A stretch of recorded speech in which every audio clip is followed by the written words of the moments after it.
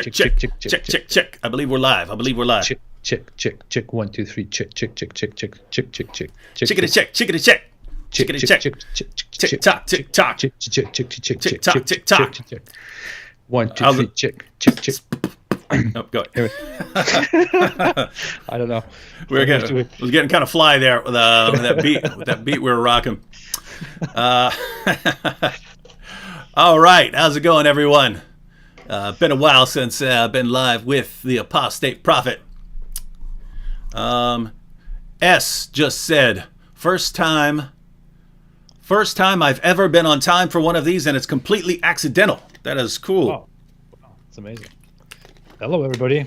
Greetings to Europe and South America and Africa and Asia and even to America, even to you Americans. Hello, everybody. We did something. Well, I did something. I asked basically channel members and people on Patreon to send us any questions they'd like us to cover. And we're going to see how this works out. Keep in mind, those aren't the only things we're going to answer, right? It's basically we'll be taking questions from the chat, but also taking questions that people had for us on Patreon and on the channel members community area. So we're basically going to see how this works out. Having questions from multiple different areas and see how it works. And if it works out well, then in the future, then here and there, AP and I will occasionally ask people for questions ahead of time. That way people can,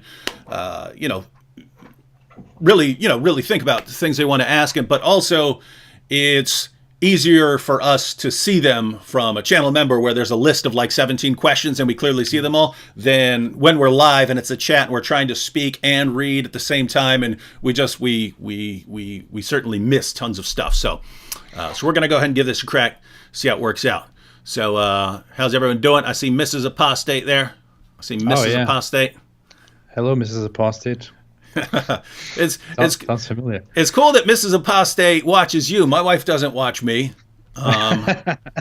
She helps me record my videos and stuff like that. She's the one behind the camera helping me record my videos and stuff. But see, that's good. I do that all by myself. And it turns out to be terrible. That's why. So if we were in the same area and we had both our wives, we have everything covered, right? So my wife would be helping. My wife would be helping with the camera work, and your wife would be watching everything we do live and helping out with the chat and stuff. Yeah, the wives would be working, and I could just relax. All right, so everyone, how's the sound before we go ahead and get started? Sound, okay. Check. 1, 2, 3. Check. 1, 2, 3. Check. 1, 2, 3. Check. 1, 2, 3. Just check. Check 1. Check 1. Check 1. Sound okay? Check.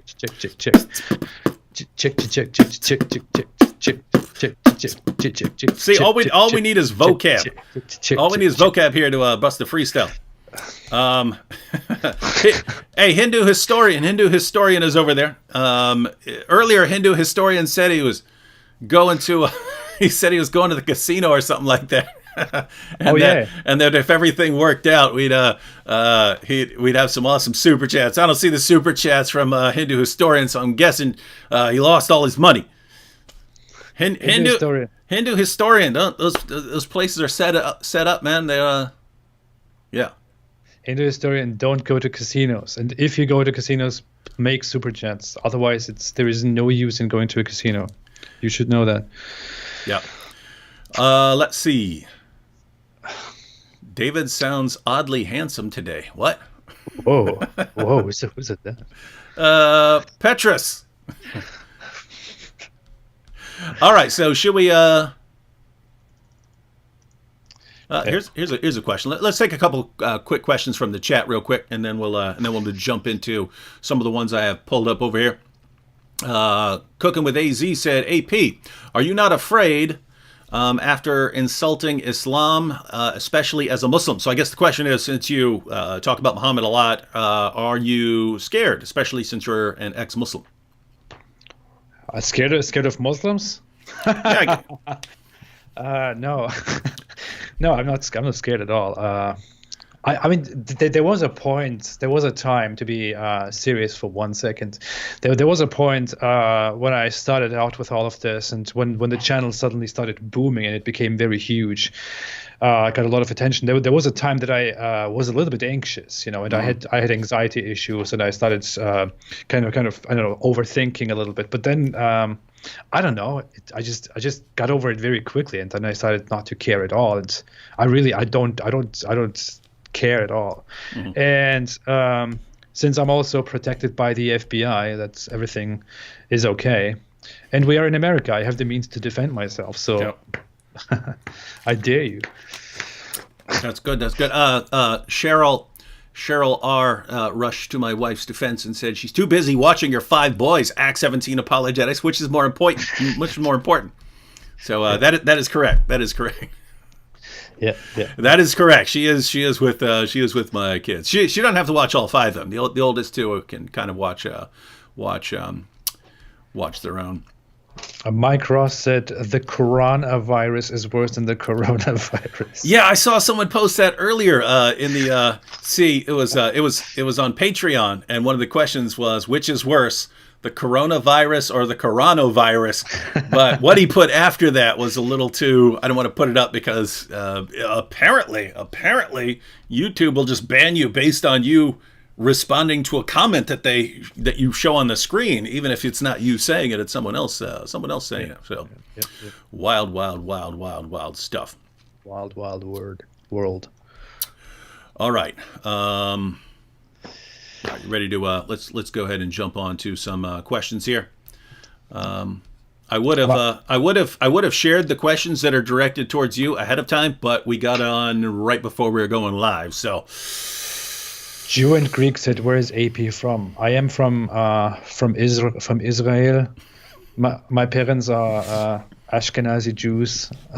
No, I'm from. I was born in Germany, and I'm of Turkish origin. I have to say, I might be extra goofy today. The only reason for that is that I'm very. I think I'm kind of restless. I'm very. I'm kind of tired because I spent the whole day trying to figure out how to get through a video that I was preparing about some ridiculous story in the Quran, and as ridiculously incoherent and absolutely absurd the language of the Quran is. I was trying to adapt to the Quran, and I was killing my brain while doing that. So I don't know. Anyways, I just wanted to let you know that. Let's go ahead with your questions. Yeah, we've both been having problems with our videos, getting questions over there, about the different videos and stuff. But what a problem that we agreed we both keep having is we'll be working on a big video and then realizing we don't have time to finish that before something else is happening, so we jump to another one and then work on that for a while, and then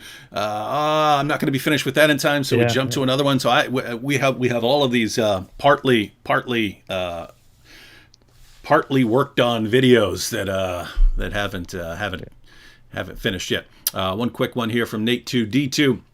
He says, I heard you're going to be at something called Doctrine for the Block next week. What is Doctrine for the Block? Yes, for everyone in the Phoenix area, we've got an apologetics conference coming up. What's today? Today's Thursday, so not tomorrow, Friday and Saturday, but a week from now, Friday and Saturday, there is an apologetics conference in Phoenix. I'll be there. Vocab Malone will be there. Sam Shamoon will be there. A bunch of other people will be there. Maybe some jihadis who figure they've got us all in one spot will try to brutally murder us. You don't know what'll happen. We don't know, but yeah. Nate 2D2, why don't you go ahead and find the link to share? I know that Vocab earlier had a link to a website for the conference, but basically for anyone in the Phoenix area you want to come. But we'll be giving presentations and stuff, but it's also a good time to come out there and we can hang out and stuff like that.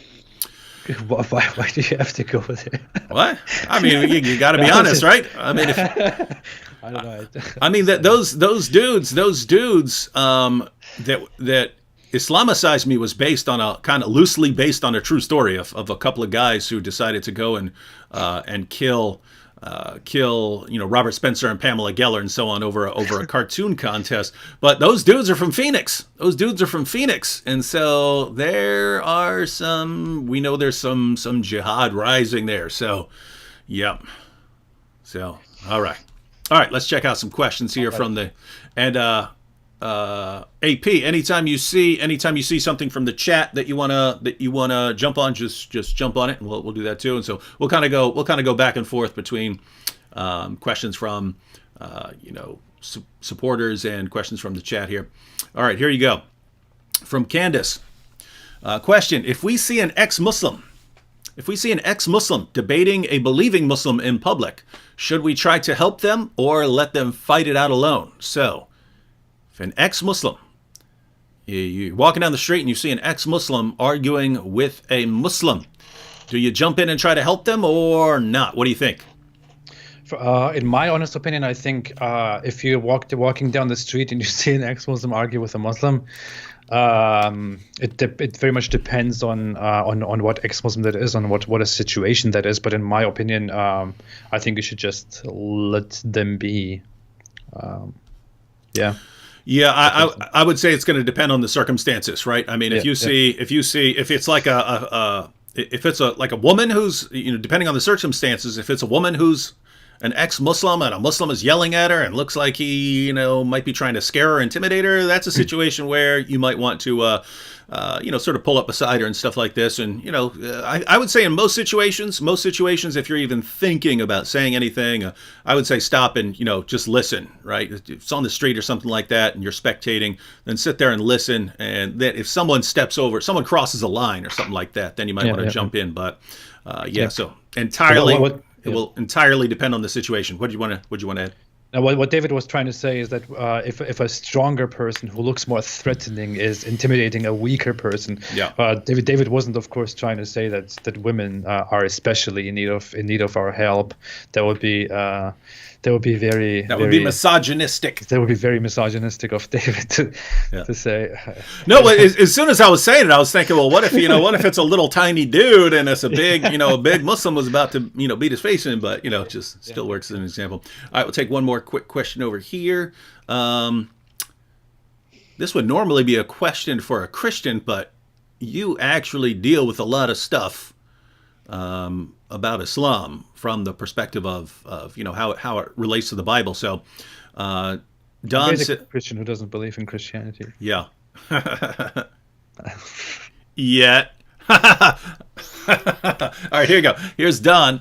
And Don says, how does God having a specific, even philosophical name in the biblical tradition affect Islamic theology, especially considering name designates person? And you deal with this, right? You deal with this as far as the God of the Quran just not knowing the name of the God of the Bible. Yeah, I made 2 videos about that. I'm still wanting to go on with that, to go on making an entire series about that. I don't want to let that go because I think that's a very important topic to point out how Islam was basically fabricated by people who weren't really aware of what Abrahamic religion is, what Christians and Jews believe in, what their scriptures teach, what their oral traditions are, and all that stuff. In fact, I'm even currently preparing a Turkish version of this whole argument. I would love to expand that to other languages as well. I think it is a very minimally discussed thing. Many people, I think people don't discuss it very much because people who are not Muslims, who are outsiders to Islam, are not fully aware of Islam's misconception with Allah and Allah's name, and people who are ex-Muslims are not fully aware of God's name in Abrahamic religion. But if you look very deeply into it, you realize that God's name in Abrahamic religion, in Judaism and Christianity, is Yahweh. It's very obvious. It is mentioned 7,000 times in the Bible, in the Christian Bible. 7,000 times it is mentioned. The name Yahweh is mentioned, and it is replaced with the Lord, because that's how Jewish tradition went. Jewish tradition would go with people replacing the name of God with the Lord, or with Adonai or Hashem. And the Christian Bible picked that up and continued that. And as a result, since Jews and Christians wouldn't mention the name of God and would merely refer to him by his title, by what he is, which is God, and they would use words depending on their culture, such as Elohim or Eloh or Adonai, or or God, or whatever. Muhammad picked up the concept of God, but was never aware that God's name is actually Yahweh, which is why the name of God, Yahweh, is completely missing, and Islam actually implies that God's name, that the monotheistic Abrahamic God's name, is Allah, which is not true according to Judaism and Christianity. So there, Islam makes a huge blunder. If you ask Muslims, they will never, they will not say it, not accept that Allah's name is Yahweh. They will think that cannot be his name. But according to Judaism and Christianity, that is certainly his name, and it should also be his name according to Islam, because Islam also adopted certain names from biblical traditions, such as Elijah, for example. Elijah explicitly means my God is Yahweh. That is the meaning of Elijah, Eliyahu. My God is Yahweh. And there are John, for example, and so many other names that include Yahweh as the name of God. So anyway, that is a vast topic that I could talk about forever. But in essence, Christianity and Judaism have a name for God, and Islam fails to adopt that name and gives God a new name, and is therefore inconsistent in its own scripture. And that is a huge mistake in Islamic theology and history. Yeah. So that would be the pretty much same answer I would give Don. So that's what you get when you ask an atheist about the name of God in the Bible.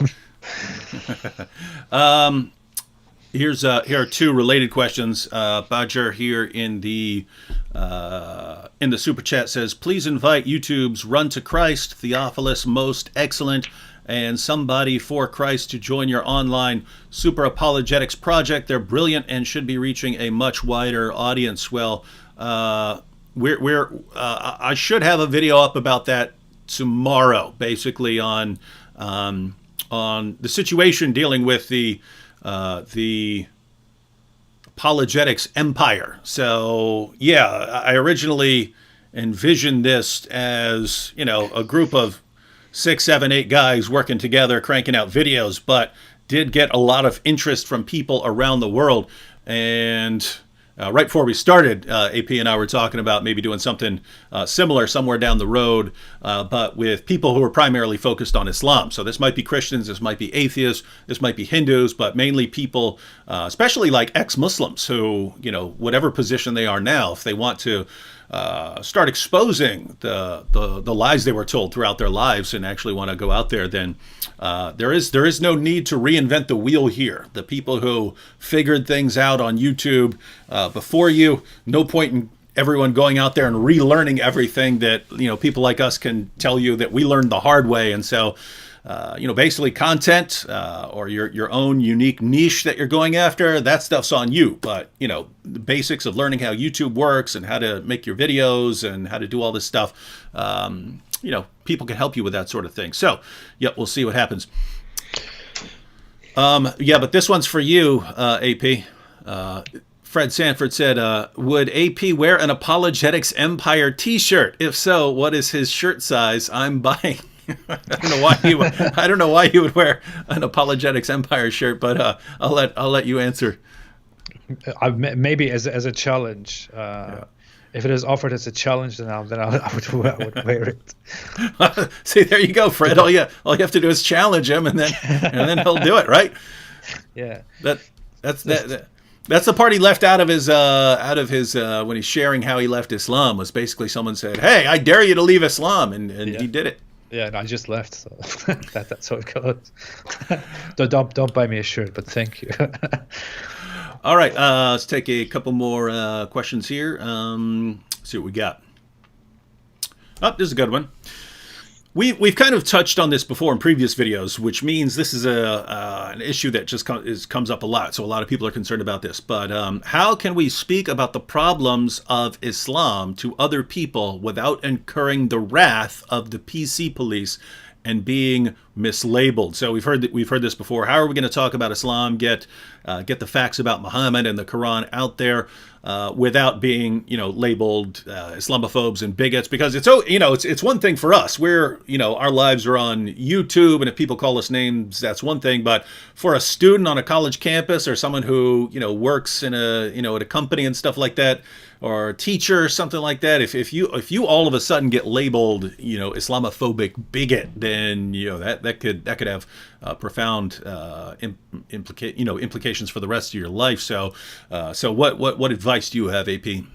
I think people should just completely be careless about whether they are policed, language policed or not. I think that's kind of what I have been trying to do from the very beginning. I mean, to use my words wisely, but also to just ignore the possible consequences of what I say, and just speak truth.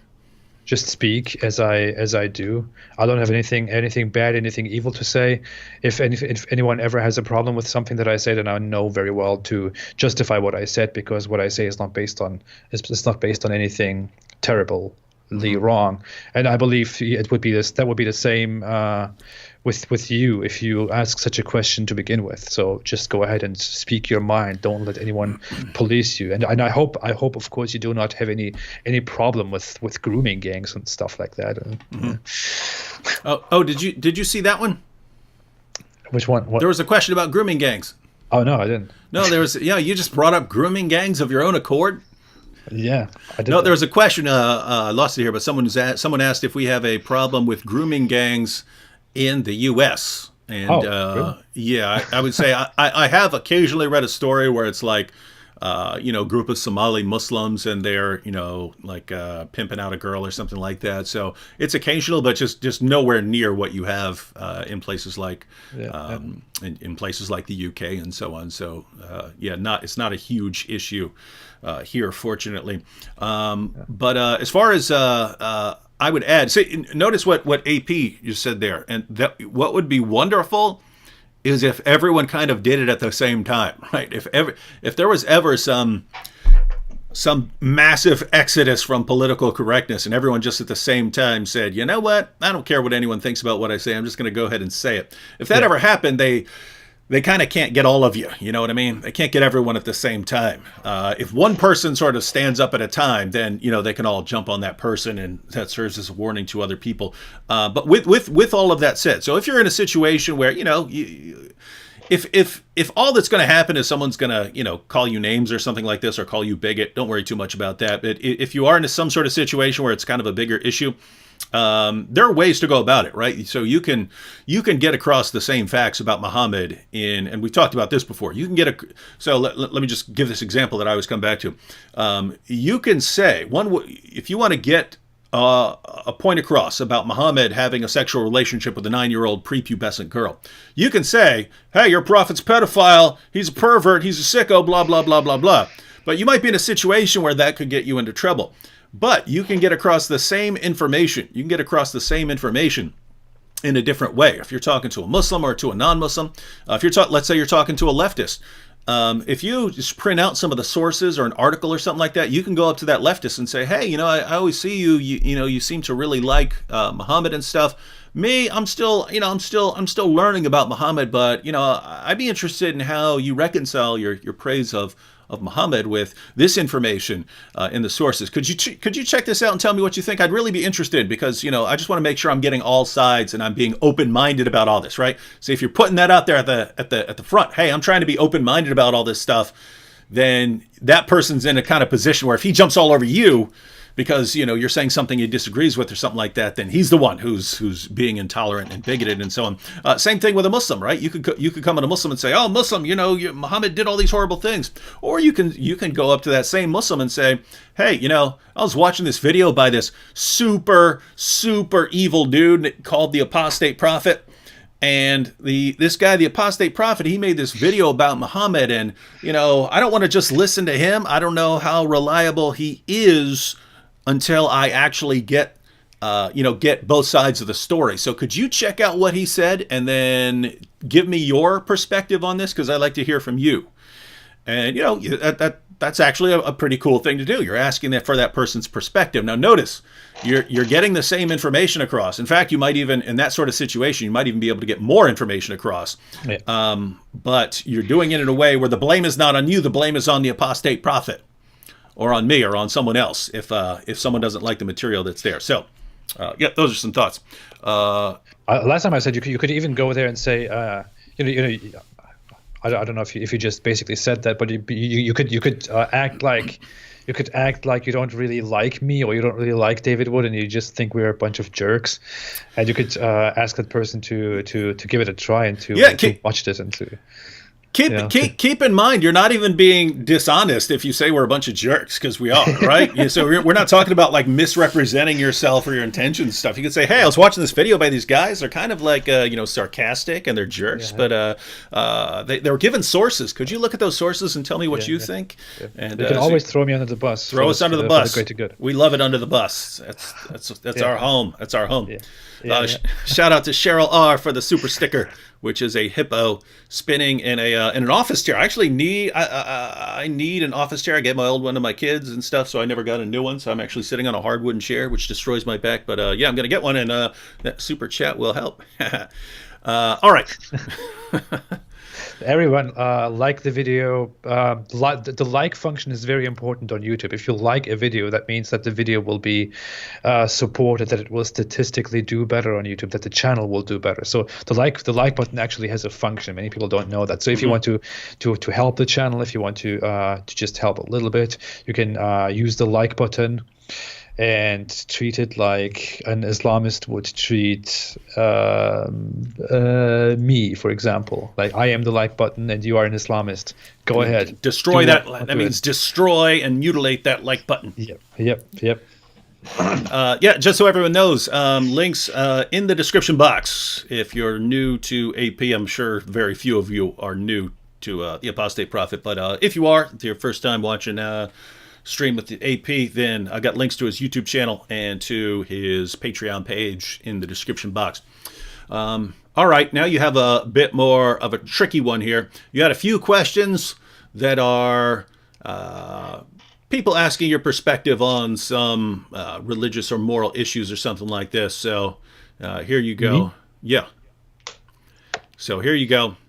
That'll be on your screen there. You're at a slight delay as far as if you want to read it, but I'll go ahead and read it out. Question for AP. From an atheist worldview, morality is purely subjective. There's a lot of places you could disagree with something said here.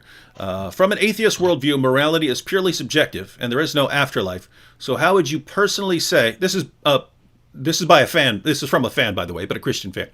So how would you personally say what you do is important work if it ultimately doesn't actually matter, because there's no eternity and we all die anyways?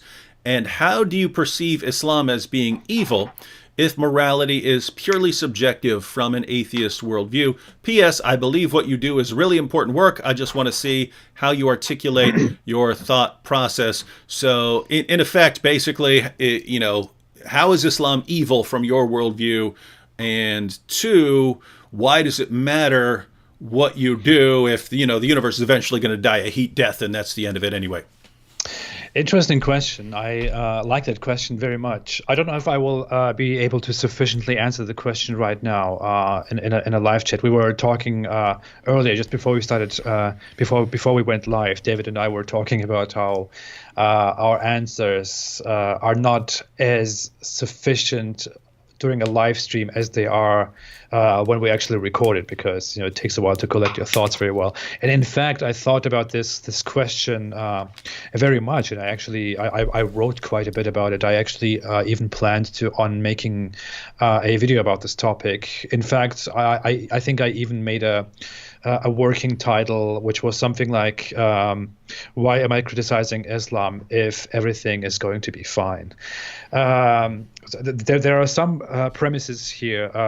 First off, I don't agree with the premise of the question, which is that morality is purely subjective. I don't believe that morality is purely subjective. I believe that morality has been established in societies, by society, among humans, in humanity. And that is such a long topic. But to summarize it, I would say I disagree with the premise that morality is subjective, that it's, that you can judge morality completely differently based on what culture you are in.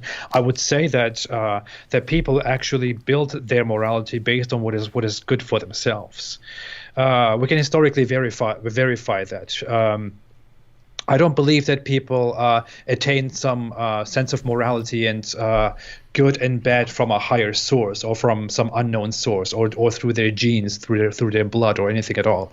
I think people attained morality and made moral rules based on necessities, based on social contracts. People were individuals. People came together. People were tribes. People fought each other. People started living together.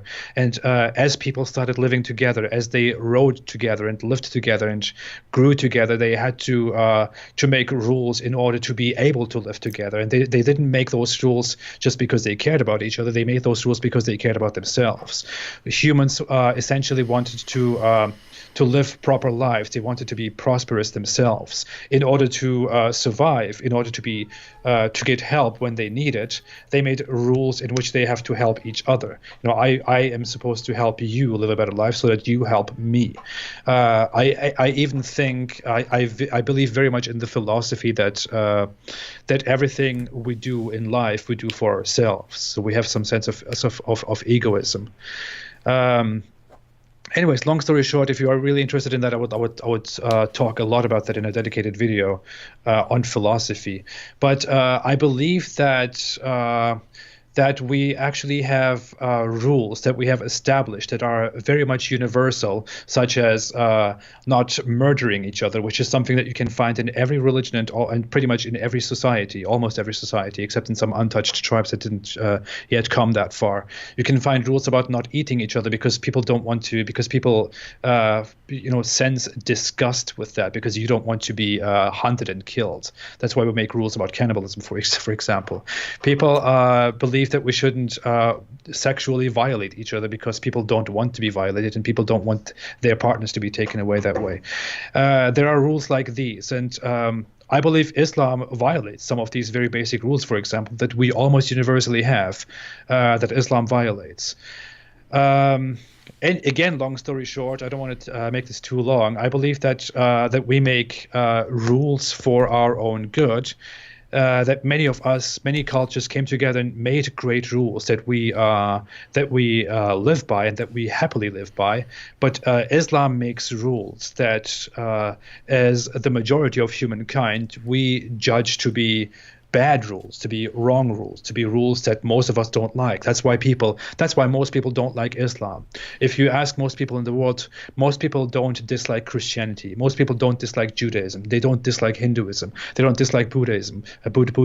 But most people have something against Islam because of the way Islam is, because of how it violates very universal laws.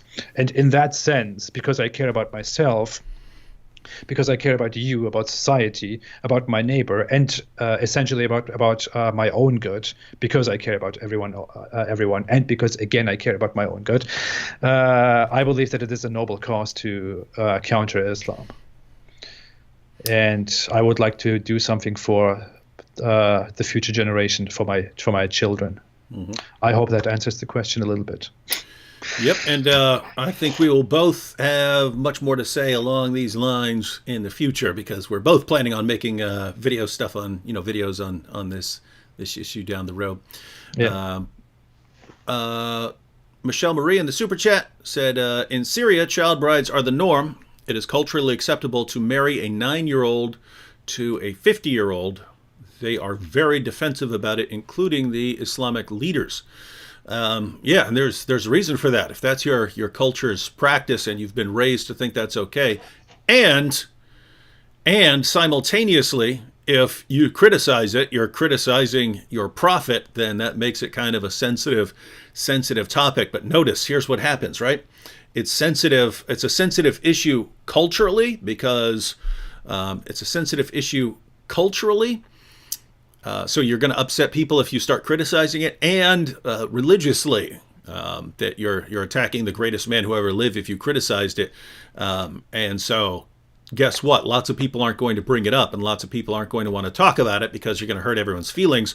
But notice what happens. If no one brings it up and no one talks about it, then the practice continues forever, right? And you keep getting these, 9-year-old girls married off to 50-year-old guys. And so that's for people who are living in a Muslim area, guys, I understand why you don't want to bring this up. You don't want to go out and criticize something and then get killed for it. But that's why it's awesome that people like AP and me and so on are in a place where we are safe. Not completely safe, but we're safer than lots of people. And so, guys, that's kind of why we have an obligation here. We have an obligation to do this on behalf of the people who can't do it, right? There are people who can't do it in their areas, or they just be getting killed. So that's why it falls to us. We have to do these things. I did get a super chat here from Hindu historian who said gambling is bad.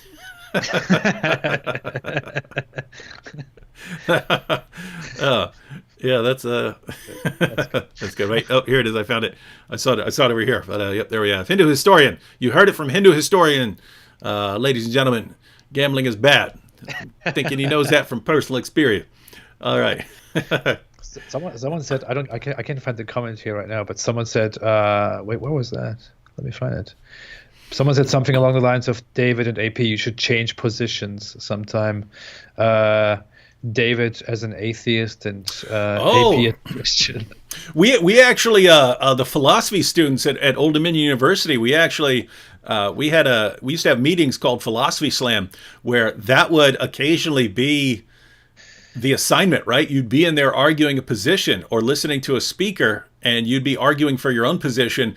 And we would have it set up to where something like every 7 minutes you have to change your position and argue for the opposite and stuff as a kind of philosophical exercise. So yeah, those issues can be fun. And what would be interesting is because guess what? Anyone can change the position and then just make the position sound stupid, right? It's like if you ask me right now, David, defend Islam, and I go, well, oh, look at me, I'm a prophet. I can have sex with a 9-year-old girl. And I just, make it sound as stupid as possible. That's one thing. But to actually try, that's what I would find interesting. When someone who we had in that meeting, there was a Jewish student, right? She's a devout Jewish young woman, and she had to change position, and the topic that was being talked about at that time was the resurrection of Jesus. And to watch her start all of a sudden defending the resurrection of Jesus, but actually trying, right? Not just trying to make it look stupid, actually trying,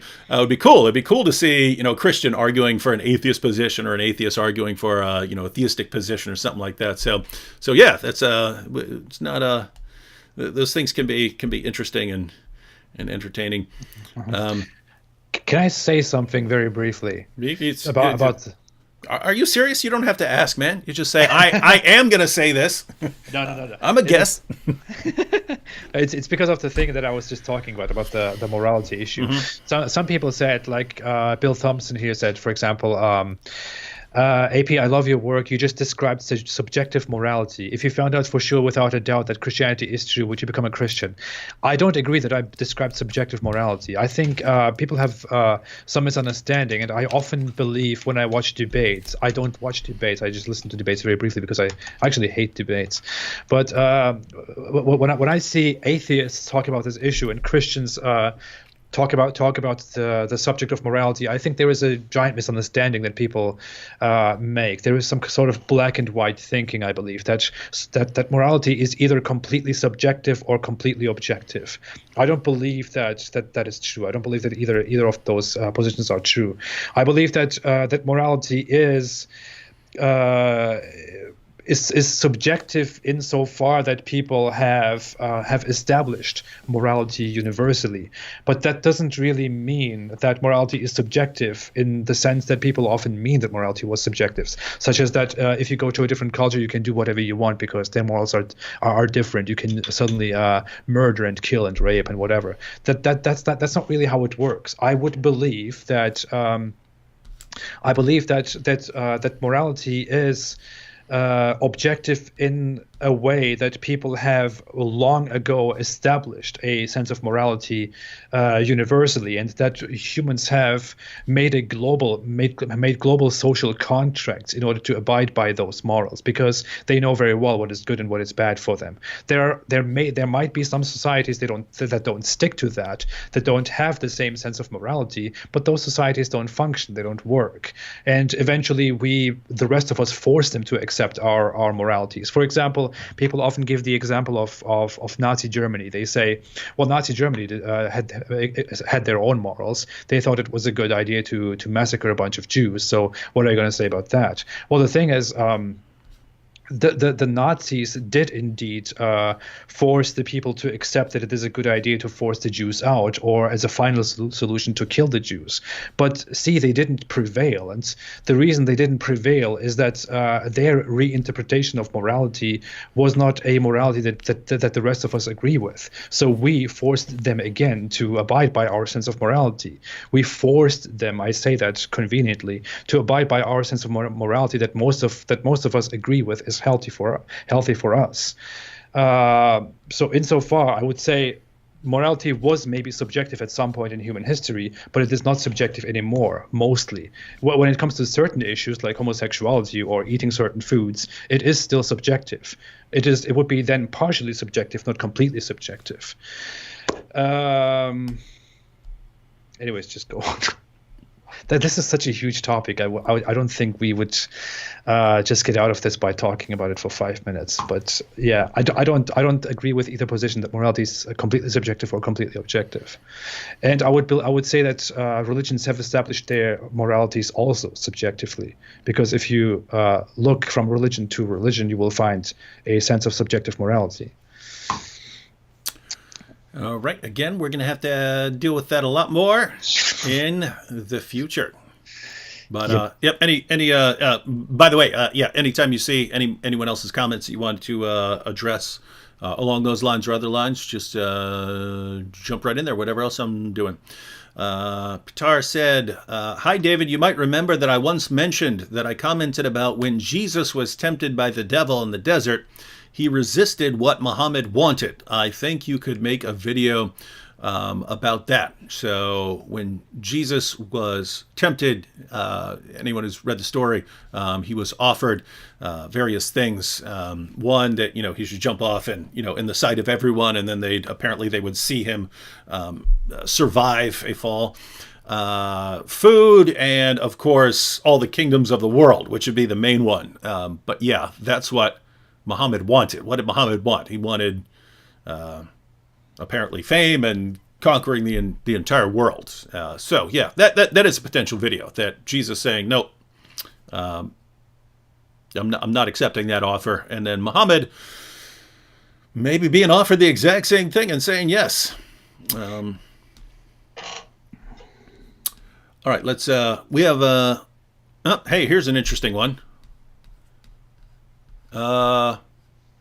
This one, let me see if I can scroll down to this, because I'd like to put it on the screen. We had Django in the super chat. Thank you, Django. We had Carmel Crunk said, "What prophecy from the Quran has been fulfilled?" Not aware of any serious prophecy of the Quran being fulfilled. No, I would say the only prophecy that has been that was supposedly fulfilled is the prophecy about the war between the battle between the Roman Empire and the Persians, and the Persians, but it hasn't been fulfilled exactly the way the Quran said. In fact, the Quran makes a mistake in its fulfillment. But I've seen a couple of those things. There are a couple of problems. One, even going with the standard timeline, I've read that the timeline that the Quran actually refers to, it doesn't actually fit, because it actually refers to a specific amount of time, and that it didn't happen. And then it was Christian Prince who cited a hadith that said this passage of the Quran. I believe, I have to go back and check, but he cited a hadith which said the battle had already happened when this when this verse of the Quran was revealed. So yeah, so basically what we're saying is that's the only one we can think of as far as a prophecy, and we can't even think of how that one would actually be a legitimately fulfilled prophecy. So yeah, not terribly good. That's actually an interesting point to make a video about. That's a very interesting topic because Muslims love to, among each other, point out that this is a miracle of the Quran, that this is a prophecy that has been fulfilled, because this is the only, thing that you can call a prophecy in the Quran that actually seems like it has been fulfilled. But then if you look at the details, it's not really, it didn't really happen the way they want to make you believe it happened.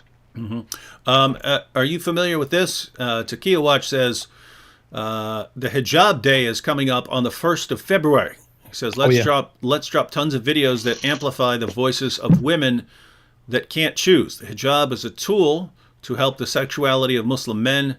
Can you comment on it? So is that correct? You heard about that? Is that a International Hijab Day or something like that? I wasn't following. There is a thing. There are some activists that are trying to push a World Hijab Day for February 1st, I believe. Oh, yep. I looked it up. It's there. And there are others who want to counter that and make a no hijab day instead. Yasmin Mohammed is one of the main figures who leads that campaign to make a no hijab day in response to the World Hijab Day. I don't know. I think the World Hijab Day doesn't get very much attention, which is good. But there are a lot of people who are countering that with the no hijab day. But it would be beneficial to make another video about the hijab. And I'm thinking of it. The thing is that I'm really behind with my whole publishing this week. I don't know if I'll do that. I can guarantee I will not be getting that out. I will be at a funeral that day. But if you put one out, I'll be sure to share that. Thank you, David. I appreciate that. So yes, World Hijab Day. I'm just reading the description. World Hijab Day is an annual event founded by Nazma Khan in 2013. The event takes place on February 1st each year in 140 countries worldwide. Its stated purpose is to encourage women of all religions and backgrounds to wear and experience the hijab. Event organizers describe it as an opportunity for non-Muslim women to experience the hijab. What? Now, here's what really sucks, AP. There are people, both men and women, there are people who like attention, right? Yeah. And all of a sudden a woman starts, let me try this to show my solidarity with Muslim women. And they put on a hijab and walk around in the hijab. And then everyone's going, oh, what are you doing? What's going on? Oh, tell me about that. And then all of a sudden they get a bunch of attention. They like it. And so I think that's who this is geared towards, right? Hey, if we get a bunch of people to put on the hijab, some subset of those women are going to really like the attention they get from putting on the hijab, and they're going to want to stick with it. I'm guessing. Yeah. That really tempts me to make a video about that now. I don't know. Oh, or maybe. Nah, I was going to say maybe we should put on the hijab and experience it. Do something with that. All right. Here was the question I wanted to get down to. This is from William Butler in the Super Chat. William Butler in the Super Chat says, David Wood, if you had to choose between your daughter, I don't have a daughter, but I'll go ahead and say we can both answer this. If you had to choose between your daughter marrying a Muslim, atheist, or Jehovah's Witness, which would you choose and why? That's kind of weird. What do you think? I don't know. I would just. I mean, it's my daughter. She's free to do whatever she wants to do. I don't think it would be okay for me to make a comment on this. Just due to the fact that I might at some point have a daughter and she might be in such a situation, and I don't want to have made a comment about that at all. Yeah, so I guess the idea is that from the perspective of Christianity, all of these positions are false. So which one? And so really, it would have to come down to kind of the guy, right? Because guess what? There are Muslims who were like Nabil Qureshi was when he was a Muslim, and he's like a really, really nice, decent guy, right? So that versus an atheist who's just a total scumbag. both false positions. So which one would you want? It would have to come down to the guy. If everything else were equal. If everything else were equal, it was like the same guy in every respect. I don't know. Probably go with the Jehovah's Witness, just because I think he's going to agree with me that the Bible is the source of authority, and then he'd be easiest to bring around to the truth. So, but I don't actually know that, because people, So I don't know. It's kind of a don't know. Yeah. Mrs. Apostate just said, "Why don't we have a?" Why don't they make a World Circumcision Day? Yeah, we should do it. We can't do it. We can't do it this time. We can't do it this time because I mean, you can do something this time, but we can't like plan something big now because it's about to happen. But yeah, in the future, we could come up with all kinds of alternatives. We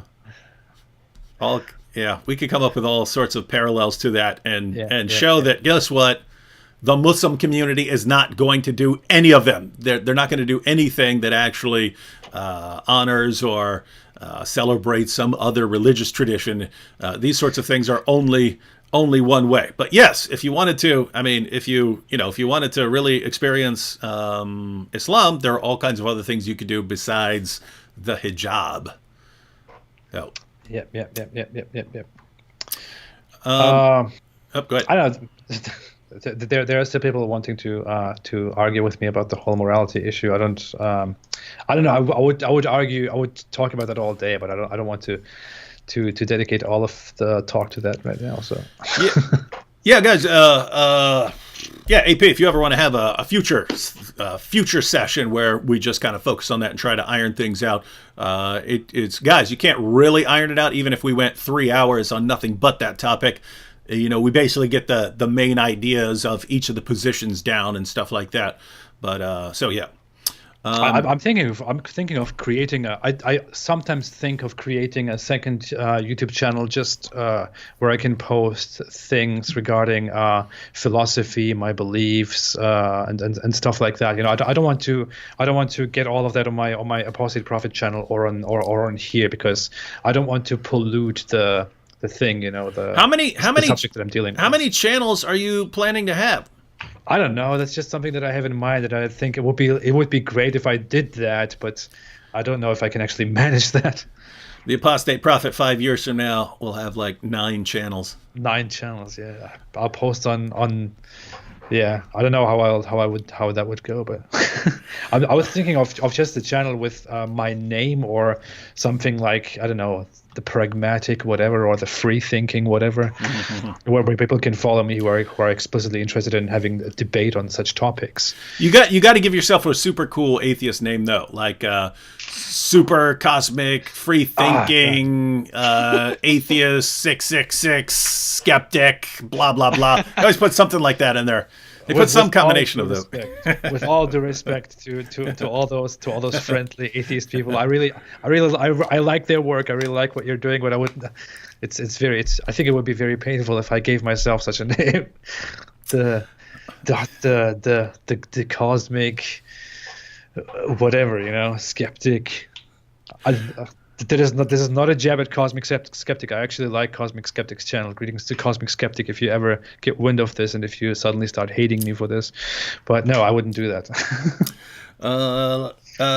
Shout out to Lisa Look for the super sticker. I still, to this day, have never gone into the super stickers to see what kind of stickers there are to post. But this one is a some sort of, I don't know, monster? Is that a human? I can't, what is that? But shaking these... what are those things called? Those instruments that you shake?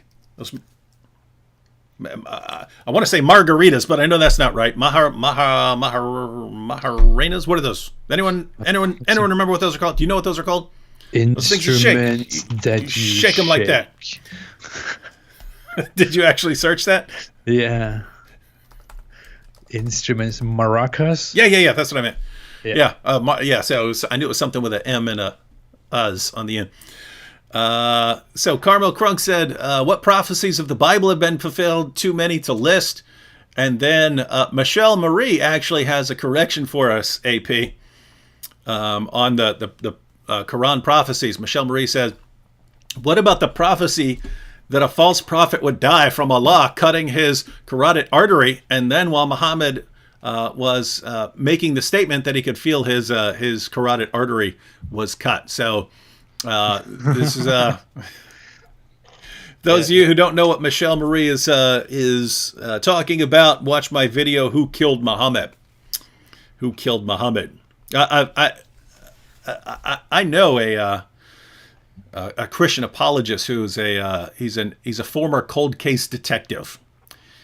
So he spent decades. I actually saw him on one of these shows, like 48 Hours or something like this, where they're talking about a cold case investigation, and this guy was on there. But he's a cold case detective, and I'm thinking about asking him. I don't know if he's going to say yes, but I want to say that, hey, I want to make a long video with him where he's a cold case detective, and I come in there and I say, hey, I got a cold case for you. It's 1400 years old, and basically then he spends the rest of the video going through the Muslim sources to solve the mystery of Muhammad's death, and concludes that Allah killed him for inventing false revelations. Yeah. So, yeah, we'll see what he says. I just came up with a name for my philosophy YouTube channel, inspired by people in the live chat who made some suggestions. It will be the Illuminated Free-Thinking Cosmic Annihilator. That was good. I actually have me and John McRae are gonna have, when we need to be atheist characters for skits, I'm gonna be super atheist, and he's gonna be the hitch slap. I'm just hoping no one thought of that before, because it seems too obvious. An atheist called the hitch slap. Oh wait, I want to add machine to my name. It's going to be Free Thinking Cosmic Annihilator Machine. Skeptic Machine. That's my name. Annihilator Skeptic Machine. Okay. FCASM. Awesome. Rocky Mountain said, and then we'll get back to some of these questions we had ahead of time. He says, infinite personal God, not limited by space, time, or part of creation, giving revelation of himself, truth in verifiable ways, allows us to understand we're made in his image, to know in part the truth. Thank you. And cool looking dog. But then your magazine there has a guy with a gun. It looks like it's pointed right at the dog. He's got a machine gun pointing at the dog. Anyway. Really? Well, I'm looking at it in a very, very tiny little thing, but it looks like a guy's got some sort of rifle there pointed right at the dog.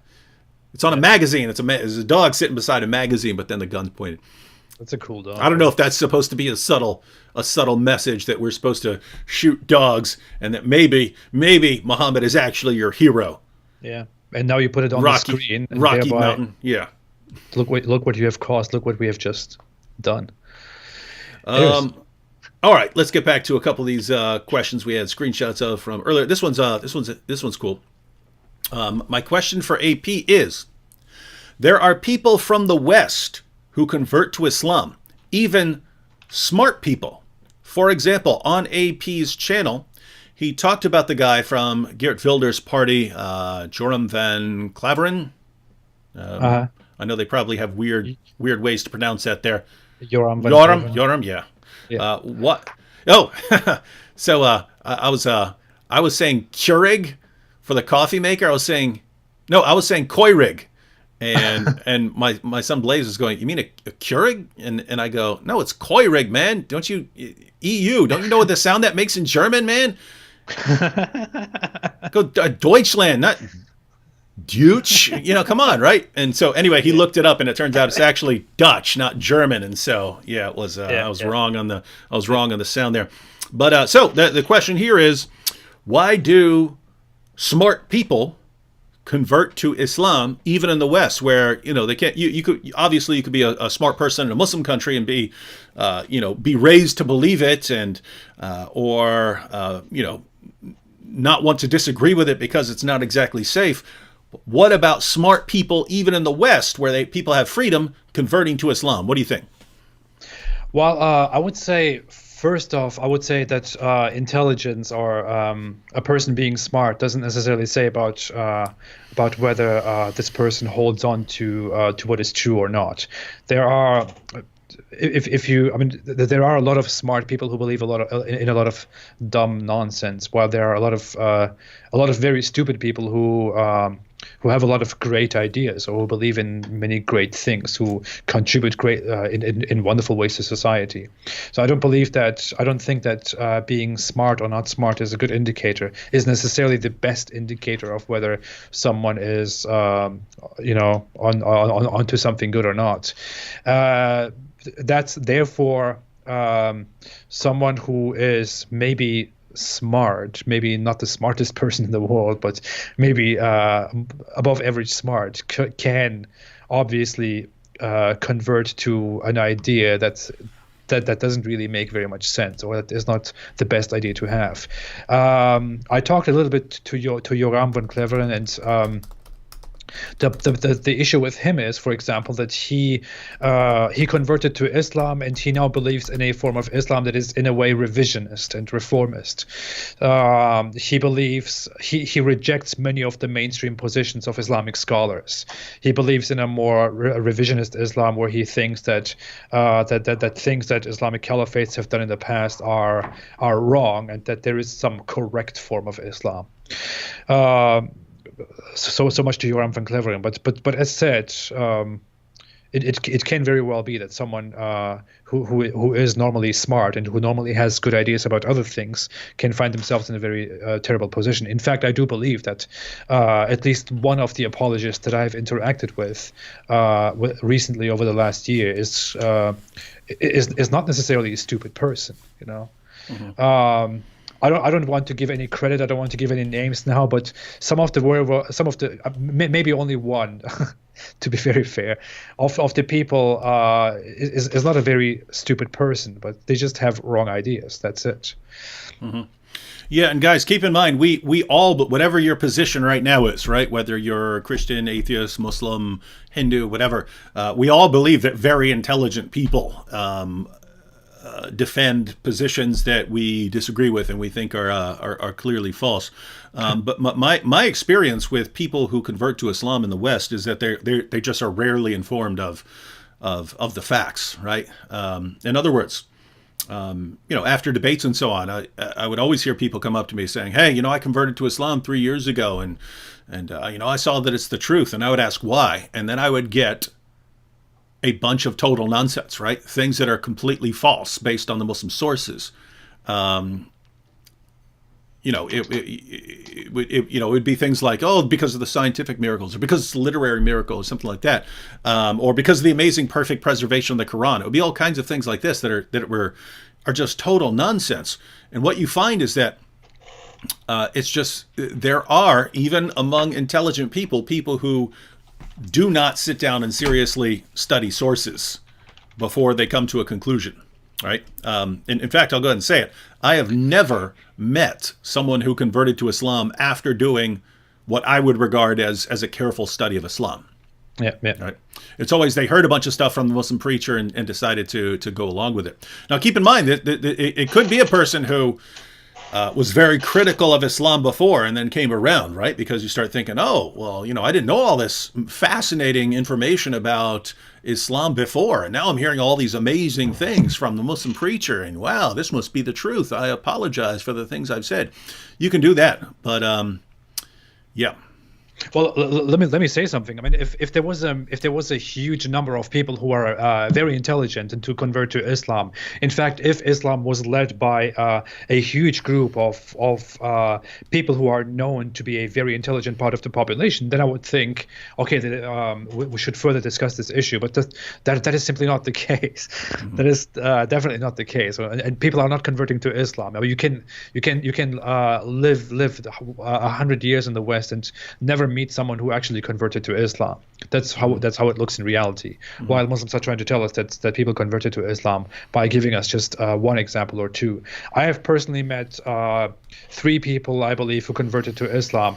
All three of them had had little to no idea about the contents of Islam before they converted. They learned much of what they learned about Islam after they converted to Islam, and then they just had this urge to hold on to it. I know very well that one of them had a big trouble holding on to what Islam tells him, but he had to keep going because he came out of a miserable life, and Islam was telling him that he has to believe in it, or otherwise he shall be punished and even killed in an ideal Islamic society. I know even for a fact that one of the very argumentative Muslim apologists who happens to be a convert, they are very rare in society, had a very, very extremely troubled life before he converted to Islam, and didn't know very much when he converted to Islam, and has changed his Islamic position numerous times over the last decade. So I wouldn't say that there is a high and reliable number of intelligent people converting to Islam. I think people who make themselves familiar with what Islam actually teaches and what the Islamic scripture contains, if those people make themselves familiar with it, they easily come to the conclusion that it's a bunch of nonsense. Yeah. Mm-hmm. I had to. Anyways. All right, let's try and blast through some of these. So here's a funny one. Let's shoot. Let's check this out. Google user says, why is the Quran so badly written that I cannot read more than 1 page per day? And this is painful. Oh my God. Second part is why the Quran makes me feel like I'm getting demon possessed. Isn't it supposed to be a religious book? All right, let's focus on the first part of that. Why is the Quran so badly written that he can't read more than 1 page per day? And even this is painful. Let me tell you something. Today, I spent my day trying to study, trying to keep up with stuff, and then the second half of the day I spent hours of it trying to finish a script on a certain issue that I want to discuss in my next video, which is about the 7 sleepers, people who supposedly slept in a cave for 300 years and then woke up and found a miracle and all that stuff. The Quran tells this weird story. I'm telling you, I sat down looking at the part of the Quran. It is like 20 verses. I looked at it. I tried reading through it. My brain was dying. It was melting. My brain was screaming for help. It was if my brain could speak, it would probably complain. It would call the police on me and would ask someone to help it out of this terrible situation that I'm putting my brain through. It is such an agonizingly terrible book that it is so incoherent and so poorly written, so terribly informed that even the best translators of the Quran, for example, one of those translators of the Quran who is M.S. Abdul Halim or something like that, he has a very different... That's my favorite one, by the way. Yeah, M.A.S. Abdul Halim. He has a very different translation of the Quran. He tries to write the Quran in a very readable way, in such a way that it actually sounds good. And even his form, which is the best written interpretation of the Quran, sounds terrible because the original substance that you find there is written in such a horrible way. It's unbearable. I tried to get through it and I really can't. I wrote and deleted my script over and over again because I'm trying to explain to people what the Quran is actually saying, because the Quran is just so I don't know. I'll keep rambling on this forever, but it is so terribly written because it was written in the 7th century by people who weren't really very, very much familiar with proper literature and with the proper use of language and its devices, with properly conveying intelligent thoughts to people. It was written by people who used language to communicate with each other over what to sell each other and what to eat, and what poems to write about the jinns that roam the night in the desert. They didn't have proper understandings of further discussing ideas, and such people wrote the Quran, and that's what we have today in the 21st century, trying to get intelligent conclusions from this ridiculous book that we have. Come on, AP, tell us what you really think. Quit holding back. No, guys, I have the same. Keep in mind, we talk about the Quran being just a horribly, horribly written, awful book. It's not because I disagree with it. I disagree with a lot of what's in David Hume's dialogues concerning natural religion. Right? I disagree with a ton of what he says. The book is phenomenally written. It's phenomenally written. It's brilliant. I disagree with Plato on all kinds of things. His dialogues are usually phenomenally written. I like Aristotle more than I like Plato, but Plato is just a massively better writer, at least when he's writing dialogues. Aristotle apparently wrote dialogues, but just none of them survived and so on. So the point is we're not just saying, oh, we disagree with this, therefore we're going to insult it. It just really is that bad. It's horrible. It's completely disorganized. It jumps from topic to topic. You've got all even according to Muslim. Keep in mind, here's what's funny.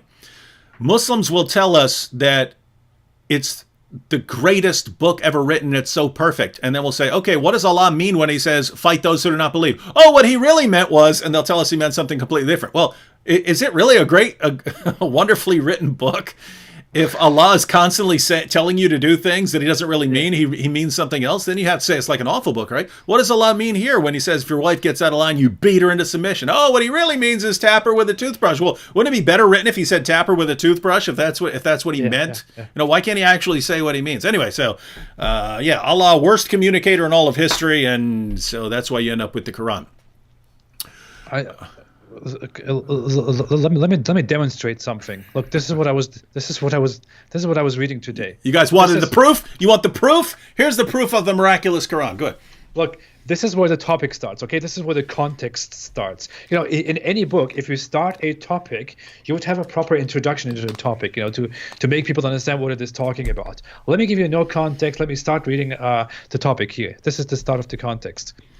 Or have you thought that the companions of the cave and the inscription were among our signs a wonder, mentioned when the youths retreated to the cave and said, Our Lord, grant us from yourself mercy and prepare for us from our affair right guidance. So we cast over their ears within the cave for a number of years. Then we awakened them that we might show them which of the two factions was most precise in calculating what they had remained in time, to what extent they had remained in time.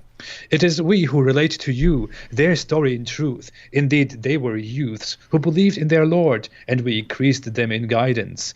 And we made firm their hearts when they stood up and said, Our Lord is the Lord of the heavens and the earth. Never will we invoke besides him any deity. We would have certainly spoken then an excessive transgression. These our people have taken besides him deities. Why do they not bring for worship of them a clear authority? And who is more unjust than one who invents about Allah a lie? The youth said to one another, And when you have withdrawn from them and that which they worship other than Allah, retreat to the cave. Your Lord will spread out of you his mercy and will prepare for you from your affair facility. And if you had been there, you would have seen the sun when it rose, inclining away from their cave on the. What the hell is this talking about? I mean, seriously, does anyone have any idea what this is talking about? There is no introduction to the topic. There is, by the way, no clarification to this at all. Nothing. Which is why when a Muslim who reads this doesn't know what's actually going on here, which is why they have to open a book, a tafsir, which is a book of interpretations and exegesis, to find out what the Quran is actually talking about here, because what the Quran says itself doesn't make any sense. It doesn't tell you anything. It just says empty words. It goes on much worse here. I'm not continuing here, but it goes on much worse, which is why there are numerous books consisting of thousands of pages that introduce you to what the Quran actually means here and the background of this Quran verse. And imagine the Quran is supposed to be an eternal book that was either created before the creation of humankind, or it is uncreated and coexisted with Allah all the time before creation. And this book is supposed to be the eternal message forever, for all eternity, for all humankind. And it is so stupidly incoherent. I don't know what else to say about this. Well, it's pretty awesome. Oh, wait. There was one more thing in there. I remember there was a second part. And so Google user said, why does the Quran make me feel like I'm getting demon possessed? Google user, we would encourage people to study Islam and so on, but if you're actually feeling like you're getting demon possessed by reading the Quran, then yeah, you might want to stay away from that. Yeah, yeah. Hey, look at this.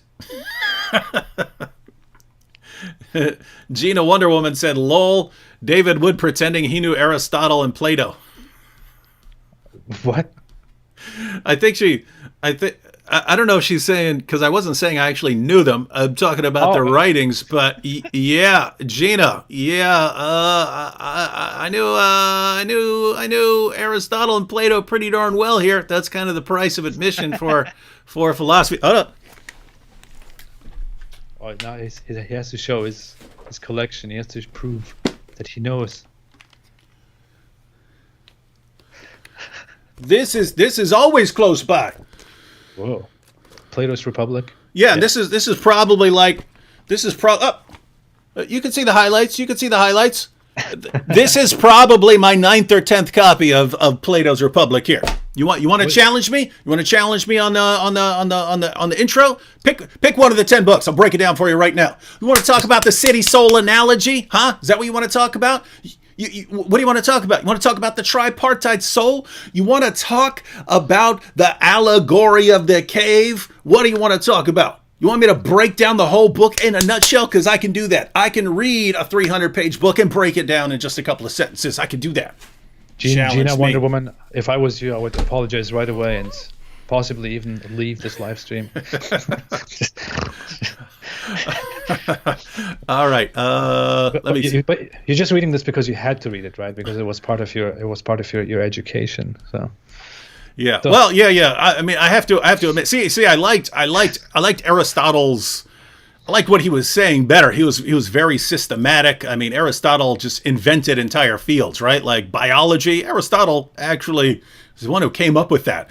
Logic, just, hey, let's study forms of argumentation and stuff. Aristotle comes up with that. So total genius. But apparently the works of Aristotle that we had were basically like his lecture notes. And so whereas we have pretty much everything Plato wrote, and he focused on dialogues, we only have about a fifth of what Aristotle wrote, and what we actually have are kind of his lecture notes for his lectures to his students. And so we don't have. He apparently wrote dialogues and things like that we just don't have anymore. So he might have been wonderful, but yeah, we just don't know. Anyway, sad. I was just recently talking on Twitter to people about Plato because of. I was asking people if they think that that democracy is a perfect system, or whether democracy should be replaced with a better system in the future. And there was kind of this 50-50 disagreement. Like 50% were thinking democracy is the best thing we will ever have, and the other 50% were thinking it should be replaced with something better. And most of the people were who agreed with the later part were agreeing that we should have a system where people who are actually trained to be part of the government should be part of the government. Mm. And anyways, whole different topic. Yeah. Yeah. Django here says, I'm Eastern Orthodox. I think that Islam and Reformed Christianity. Now, Django, what do you mean when you say Reformed Christianity? Because based on what I'm reading right here, it doesn't sound like you mean Reformed Christian. What's called Reformed Christianity right now is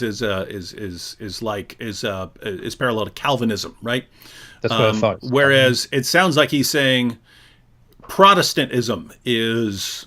He's thinking of like Reformation, like the Protestant Reformation as Reformed Christianity. So he says, I'm Eastern Orthodox. I think that Islam and Reformed Christianity are two sides of the same coin in some ways. Islam is to the Eastern churches as Protestantism to the Western church in some ways.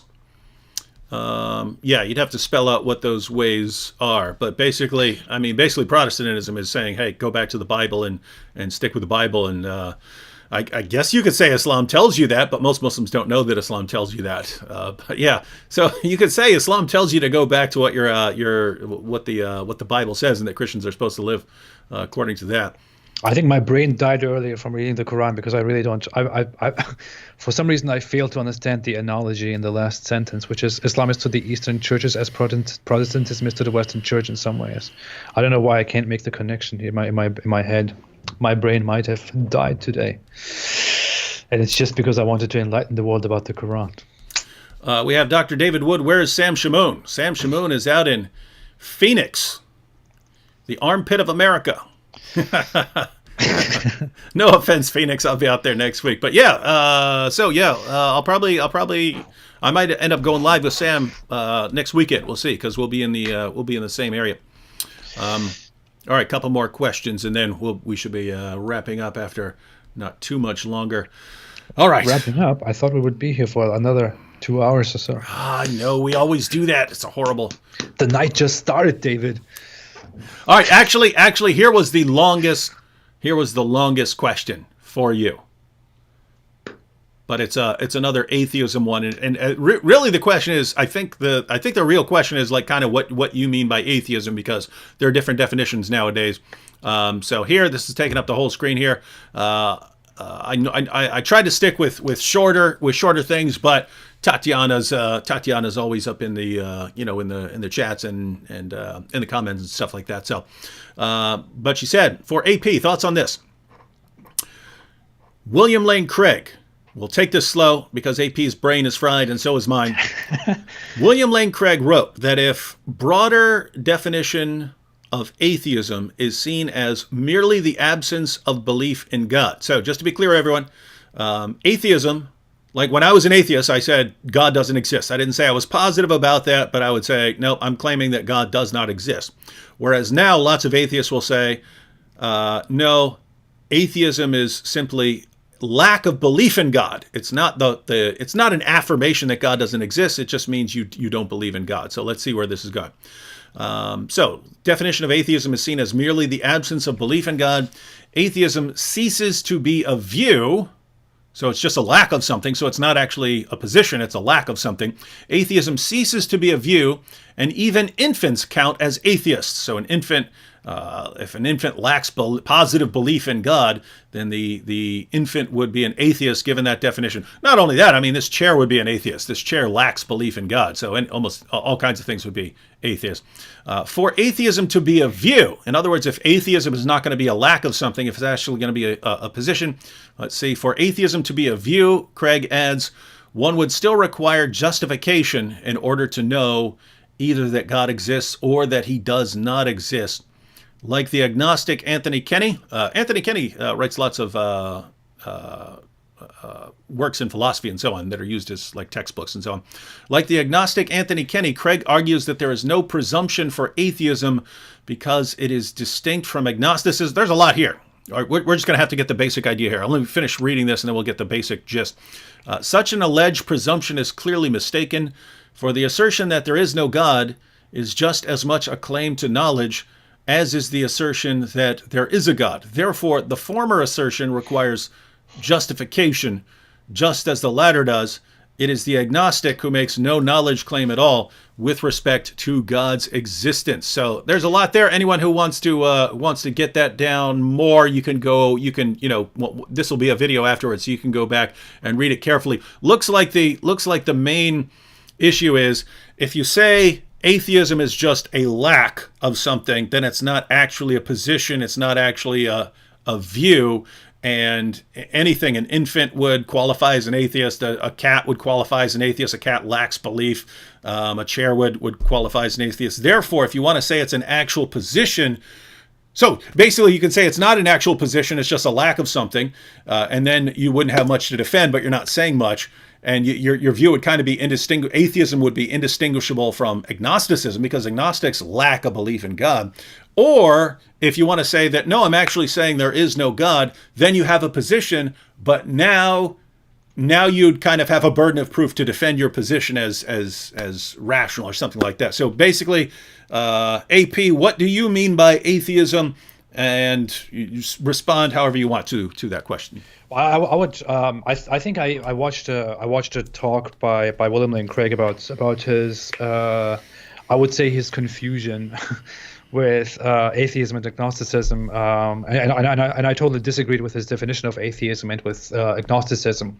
I think it is built on the premise that agnostic and atheist are completely different, separate positions, which many people, especially many atheists and agnostics, don't necessarily agree with. People generally argue, especially atheists generally argue that atheism is not a certain view. It is just the lack of belief in God. If you don't believe in God, then you are an atheist. You might be a gnostic atheist in that you forcefully assert and know that there is no God, or you might be an agnostic atheist in that you say, I don't know whether there is a God or not, but I simply don't believe. Or you might be neutral and you might just be an atheist. You might be an apathetic atheist and think it doesn't matter to me whether there is a God or not, I just don't believe. So go ahead. In essence, I don't believe, and many people don't believe, that atheist and agnostic are separate things. And people usually believe that atheism alone is not necessarily a position, an ideology, or a view. I agree with that. I think that many of us are atheists. Many of people who identify as atheists are atheists, and many of them have a huge variety of views on God. The only thing that unites us is that we don't believe in God. Whether someone asserts that there is certainly no God, or there might be a God or not, but I don't believe, that's a separate issue. I believe atheism just means I don't believe in God. That is it. So you would say within the category atheism, there are different subcategories. One of those groups would be what traditionally we were thinking of when we were thinking of atheists, people who say there is no God, and that a different category would be people who. So you would say the category atheism is just people who lack belief in God. But the subcategory of people would be, hey, I lack belief in God and I'm ready to defend the non-existence of God. And then you'd have another category of people who, I don't really know, but I lack belief in God. And then maybe another group, I don't really care, and I don't believe in God. And that these would be subcategories. Yeah. I believe it only makes sense to do that. It only makes sense to do that because there is such a variety of atheists, of people who call themselves atheists. I mean, if you collect 50 atheists, so those 50 atheists will all identify as atheists, but they will all have different views on whether God exists or not. 10 of them will say, I know for sure that God doesn't exist. 5 of them will say, I know that the God doesn't exist, and I also dislike religion, and I counter religion, and that makes me an atheist. 5 others will say, I don't know if there is a God or not. I don't believe that there is a God, and that makes me an atheist. Others will say, I don't really care, and that makes me an atheist. So I think out of necessity, you have to categorize that, and you have to collect them under the umbrella of atheism, which literally indicates that you don't believe in God. Mm-hmm. And so going back to what Tatiana was asking, would you say that the people under the atheism umbrella who are saying, no, I'm actually affirming the non-existence of God, I'm actually stating that as a position, that maybe they do have a burden of proof to defend what they're saying, whereas other people who, might not have that kind of burden of proof? Of course. Well, if someone assertively says there is no God, then I believe that person. I don't think there is a burden of proof to that. I think there is a burden to argue for their position. Just as a Christian or a believer in God, I hate to use the word theist, but just as a believer in God who wants to assert that there is a God needs to explain why there is a God. Someone who asserts that there is no God also needs to assert why there is no God. I don't believe that any of the sides has a burden of proof. I completely disagree with both believers and disbelievers in that regard. All right, Tatiana, hope that helps clear up AP's view on these. I'm a very unconventional atheist, by the way, and you would probably find me disagreeing with with most atheists when it comes to debates about God, and with most people who believe in God. But I'm still preparing a video on why I don't believe in God. It's taken forever. I look forward to crushing it. Yeah, and I look forward to crushing you. Hindu historian said, incidentally, the classic commentaries on the Quran pretty much all confirm the violent meanings of the supposedly misinterpreted violent verses. Yeah, so that is an additional problem, going back to the wonderful, wonderful book that the Quran is, that modern Muslims tell us what a wonderful book it is, and so perfect and so eloquent, and then you start bringing up what these verses mean, they say, oh, well, what Allah really meant is... But yeah, this adds an additional layer of problem, namely that, wow, Allah was so unclear in his perfect book that he misled centuries of his most devout interpreters, who all concluded that when he says, hey, fight those who do not believe, he actually means fight those who do not believe. And when he says, hey, your wife gets out of line, beat her into submission, that's exactly what he means. And these people concluded that this is what the Quran means, and it's not until we get to modern Muslims that people can finally understand what the Quran really means. So, yeah, you got some problems here. Hey, this one's for you, AP. It's not a question. But Christina says, I recently shared a few of AP's videos with one of my closest friends who is a moderate Muslim. You left them speechless. Thank you for all of your hard work. That really makes me proud and happy. It touches me. Thank you so much. I appreciate that. It's a pleasure. AP leaving them speechless.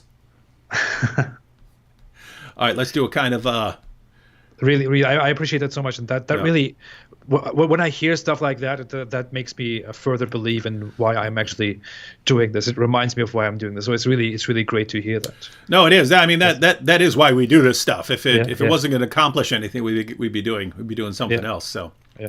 All right, let's check out some shorter questions here.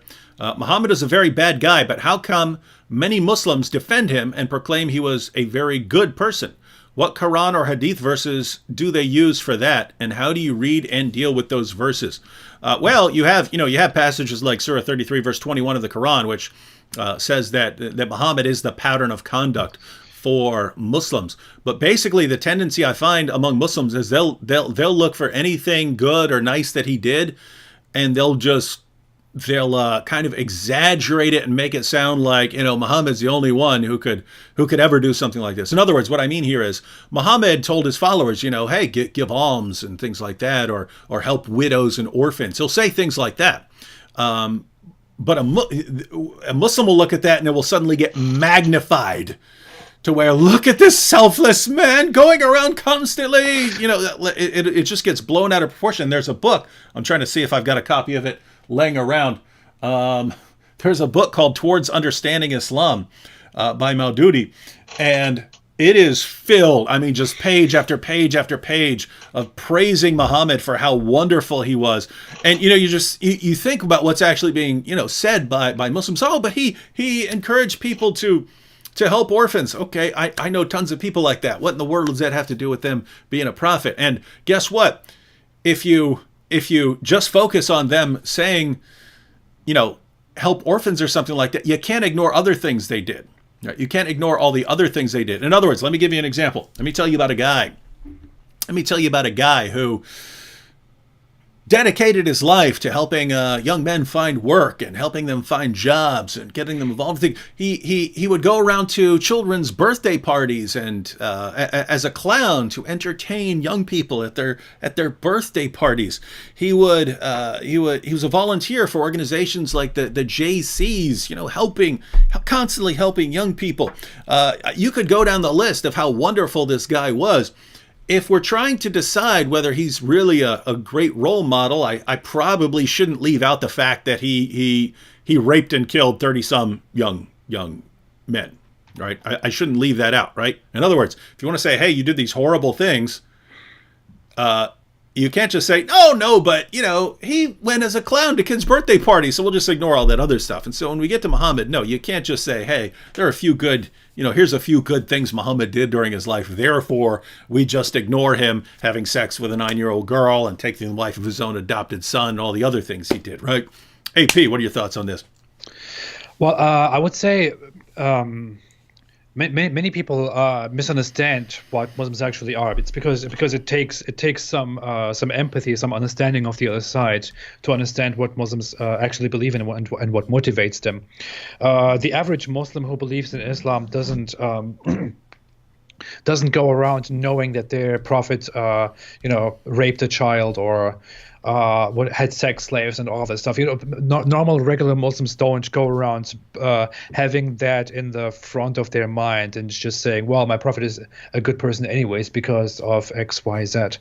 That's not how they do it. The way a normal Muslim grows up is you learn from from early childhood that Muhammad was an amazing, fantastic person.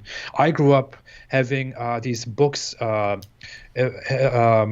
close to my bed that would talk about the beloved prophet. I never forget that. It is the title is The Beloved Prophet in Turkish.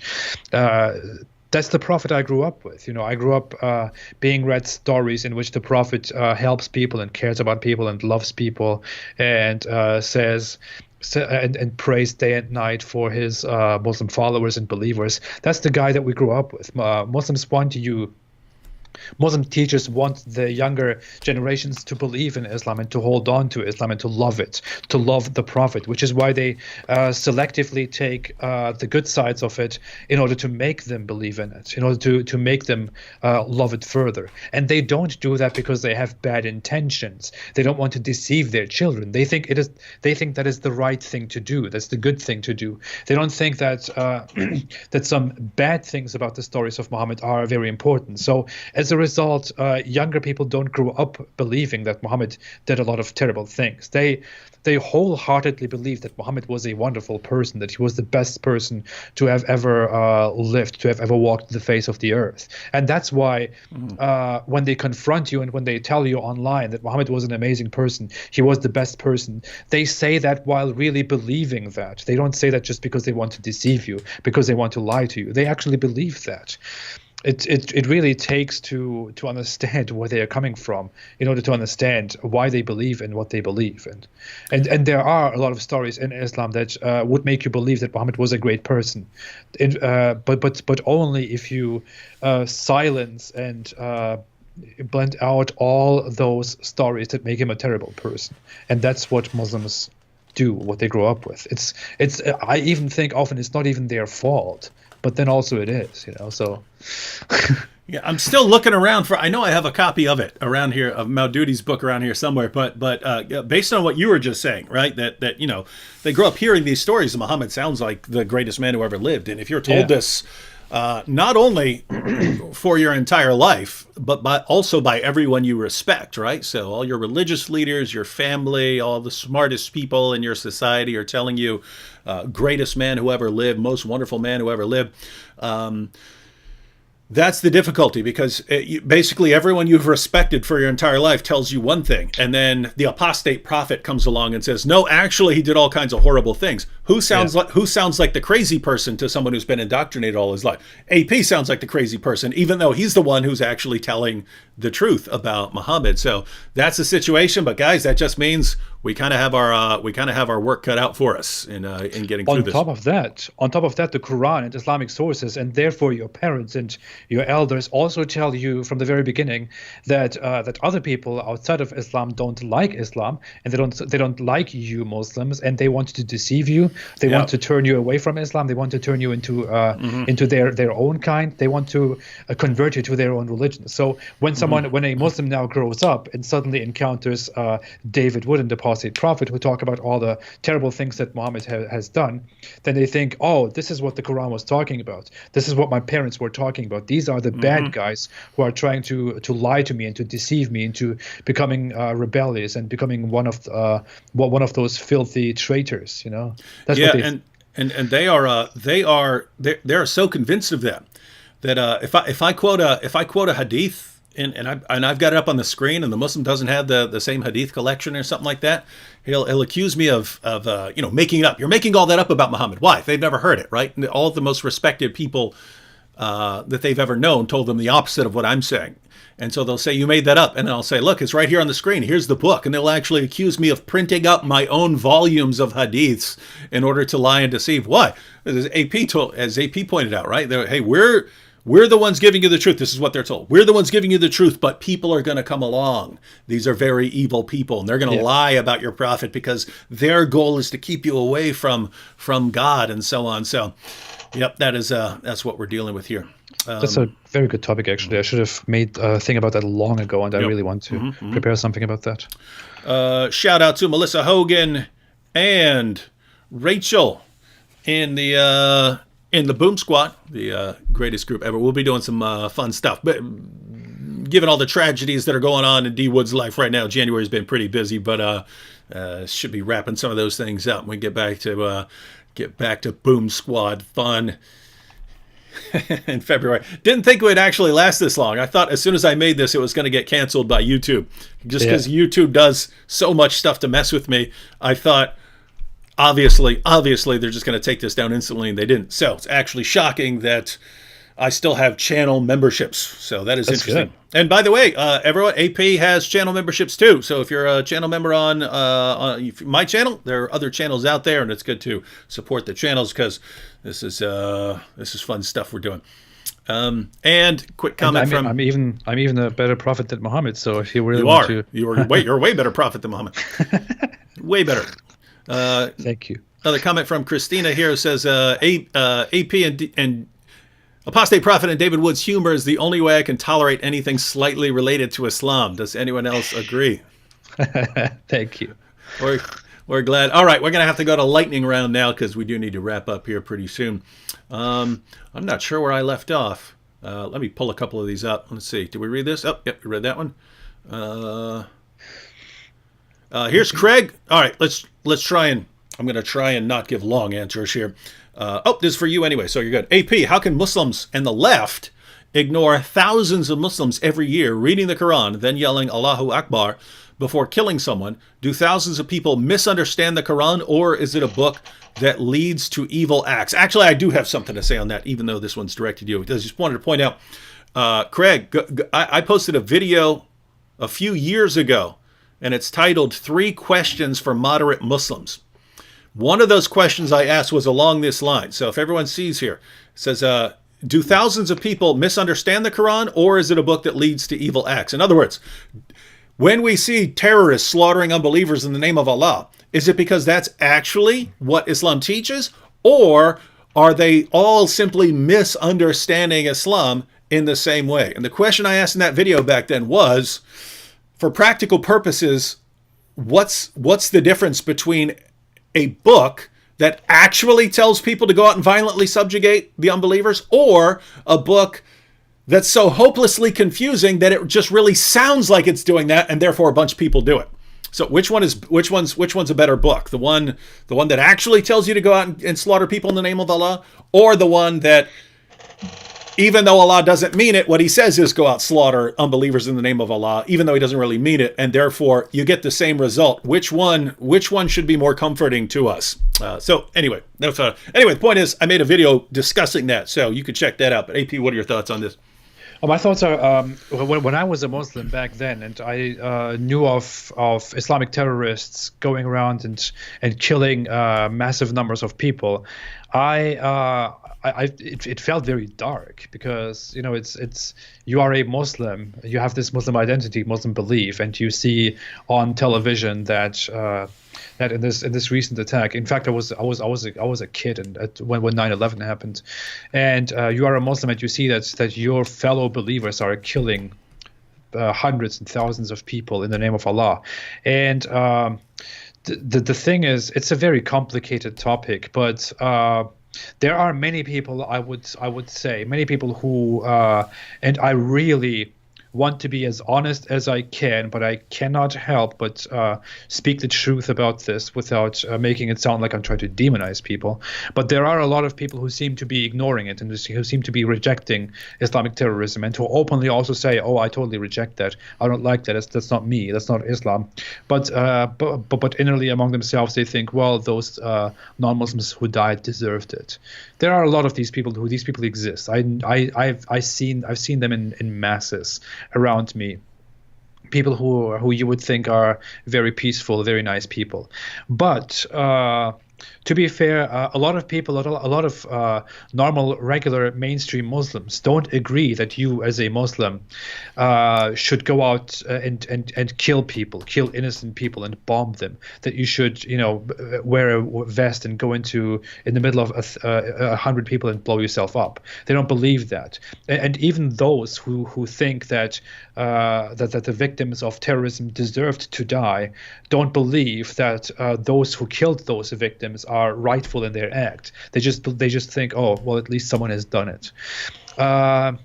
But the thing is, this is just a disagreement in Islamic sects, in Islamic movements, and this is not something new. The moderate Muslims who exist today, who say, "Hey, this is my religion. My religion is a peaceful religion, and in my religion we don't kill innocent people. And Islamic terrorists who kill people are not Islamic. They are actually infidels. They don't actually believe in Islam."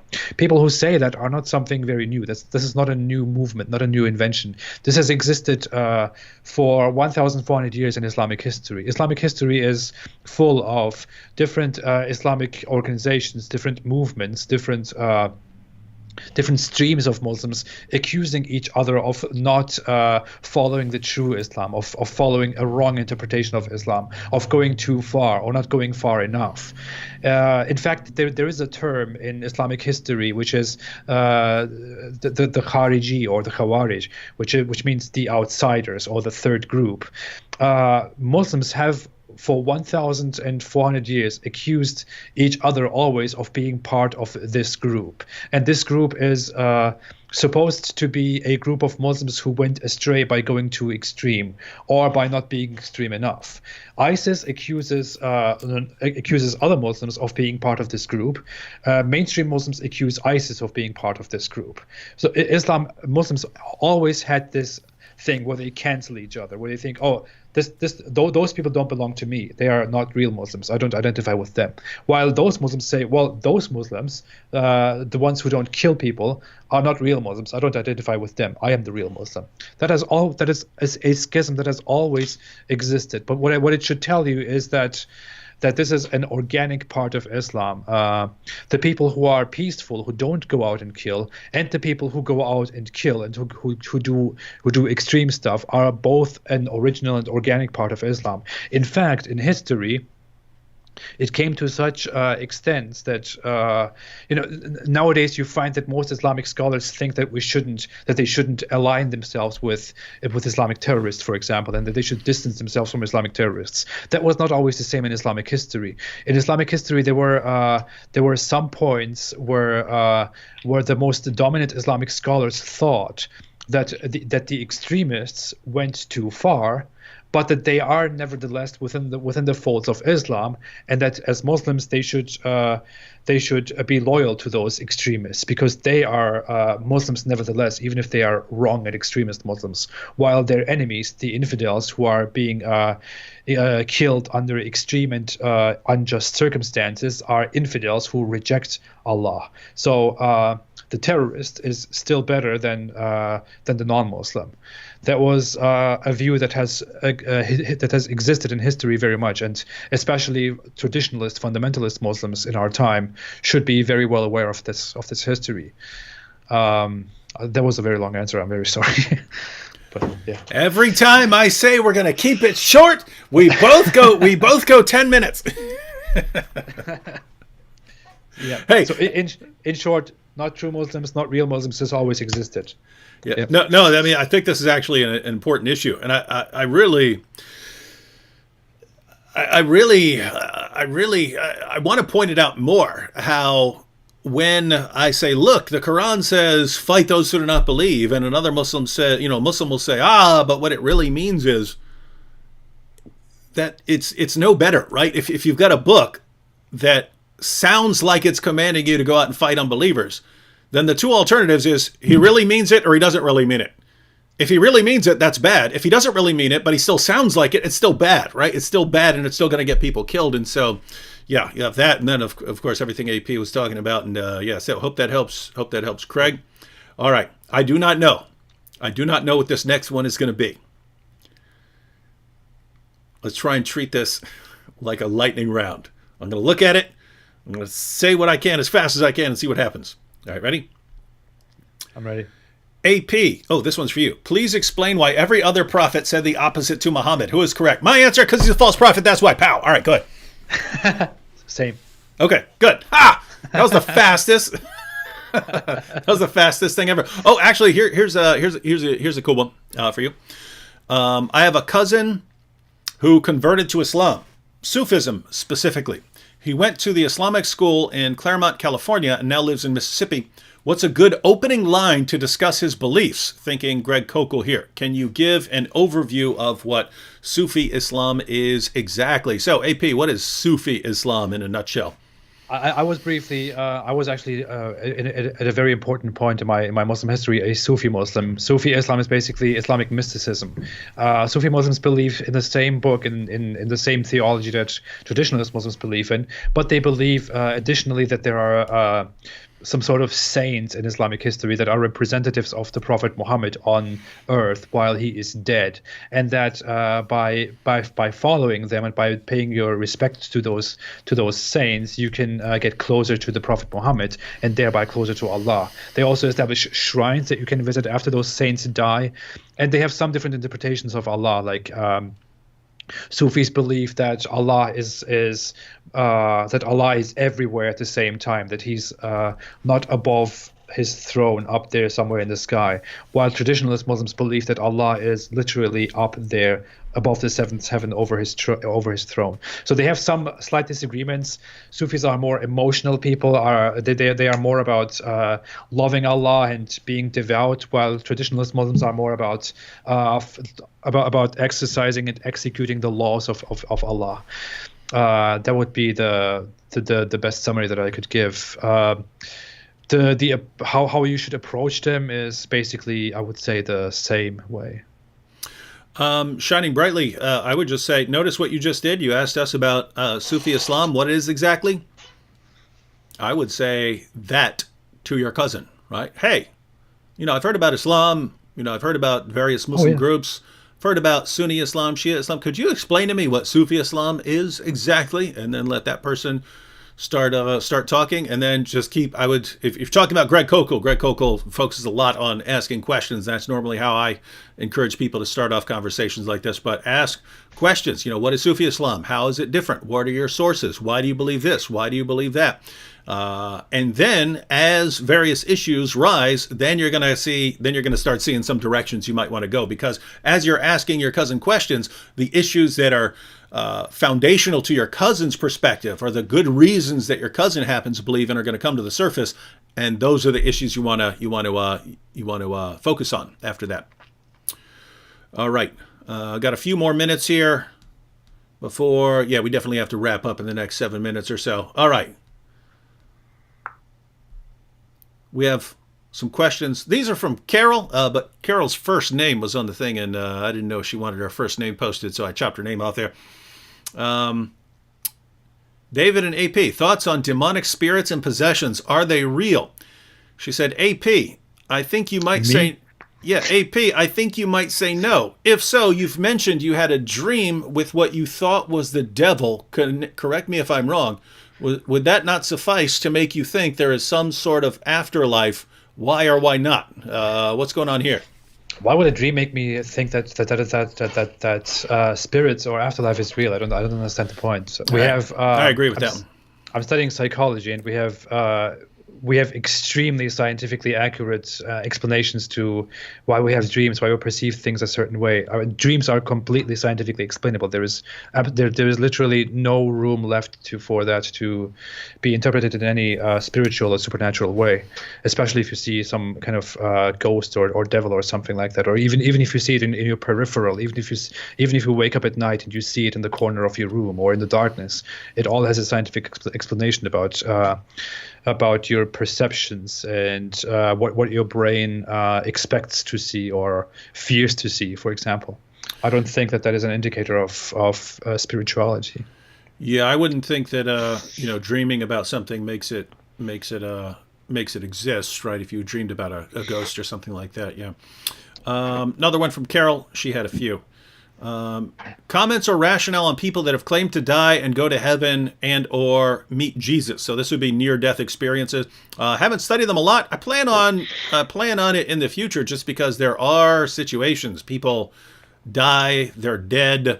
There have been situations where people's brains are frozen. They have no electrical activity in their brain because the doctors need to perform an operation, so they actually freeze their brain while they're doing this to keep the person alive while they're doing it real quick. And then the person comes out of that and is able to describe everything that was going on and everything that was said. And there was one where a woman she had art skills, and she came and she sat there and drew the instruments that the doctors were using and stuff when her eyes were closed. Her eyes were sealed the entire time, and her brain was not functioning. So weird stuff that does happen like that, but yeah, I'd want to study it more before commenting. AP, what are your thoughts on this one?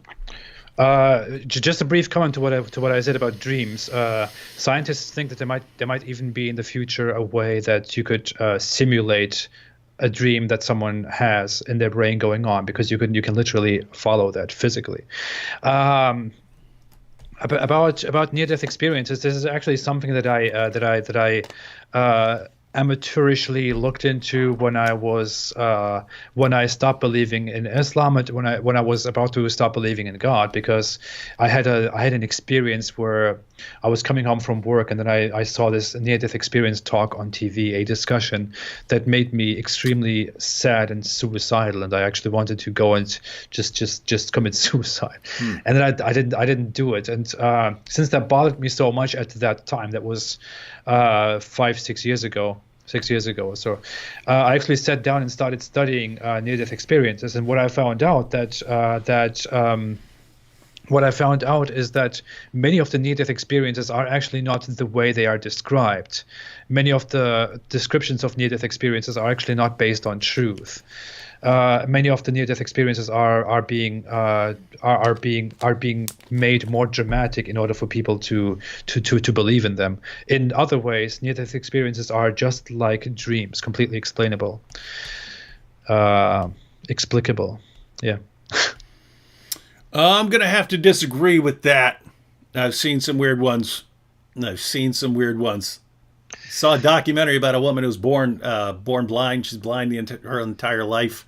Had a near-death experience and suddenly could describe everything in a room that she'd never seen, and so stuff like that. But again, I would want to look into them. That would actually make sense. More. That would actually make sense. I'm currently studying sensory receptors and perception, where if you are blind, for example, that your other senses, like your hearing and your smelling and all that stuff, could in your sleep make up for the lack of seeing, and actually bring a visual into your brain of what is going on. Or you could actually see without physically being able to see through your eyes. You're saying she saw the room through her ears? Is that what you're saying? No. She could actually see, or despite the fact that she's blind.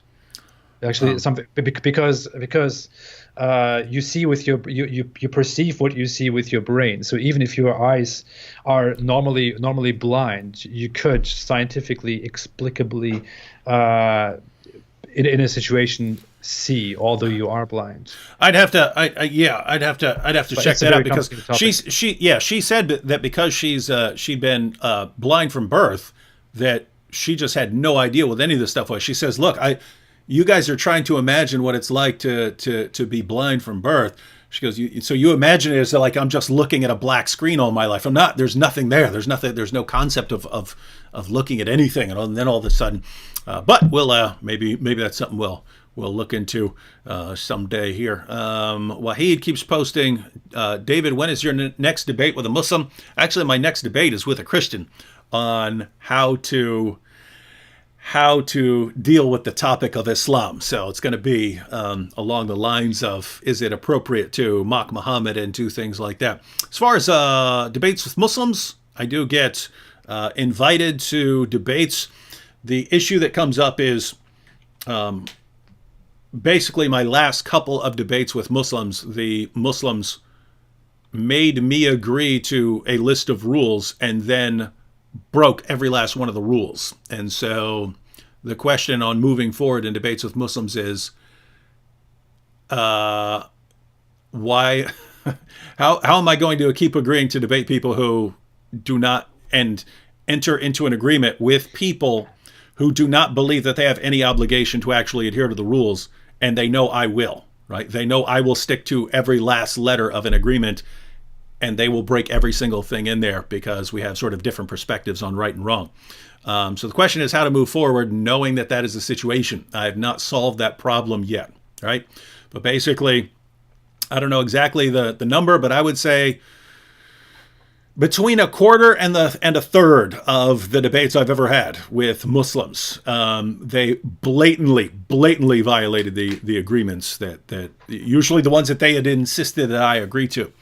Never had any problem with Shabir, never had any problem with lots of other Muslims, but it just seems to be catching on that people like AP and people like me, because we criticize Muhammad, therefore I don't have to honor my agreements with them. And therefore I will compel them to come to an agreement about the terms of the debate and then go out there and break every last one of them. And I don't care because I don't have to honor agreements with them, which will be fine if you didn't insist that we agree with them. All right. So here's the situation. A Muslim will come to you like this and say, you have to debate me or you're a coward and you're afraid of my arguments. And you say, look, I don't want to deal with that. Oh, well, you have to debate me or you're scared. Say, okay, fine. I'll debate you. All right. You have to agree to this list of debate rules that we're all going to follow. I don't want to agree with these because people from your side keep lying. Aha, then you're a coward. You're scared. Look, he's running from me. Look at everyone. He's running from me. He won't agree to debate me. Fine, I'll agree to your terms. Then breaks them all. And so that's the situation I keep finding myself in. How do you proceed with people like this? I haven't solved that mystery yet. Once we get that, happy to continue in the debate realm. Hope that answers question, Wahid. We are slightly over. Let's just get to these other ones by Carol here so I make sure we didn't miss any. She said, David, why don't you join Instagram? I thought about that. You got kicked off Instagram, didn't you? Yeah, I did. What were you doing?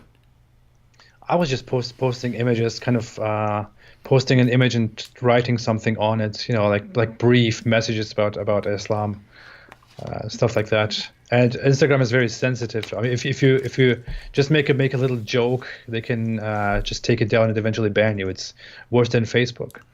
Really? Yeah. So, I mean, unless I was just doing something totally different on Instagram, like if I was making philosophy videos or something like that, or something like that, then I mean, if AP didn't make it, I don't think I would either, because we kind of talk about the same thing. Yeah, I thought I would use Instagram for personal purposes. Just go there and share like daily stuff and images with people. For that you can use it if you want to do that.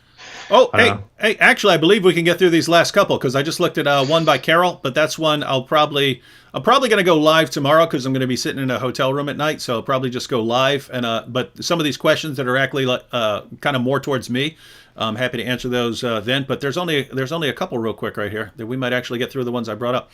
Islam Critique says, where did Jesus say, I am God, worship me, in those exact words? Bam. Bam.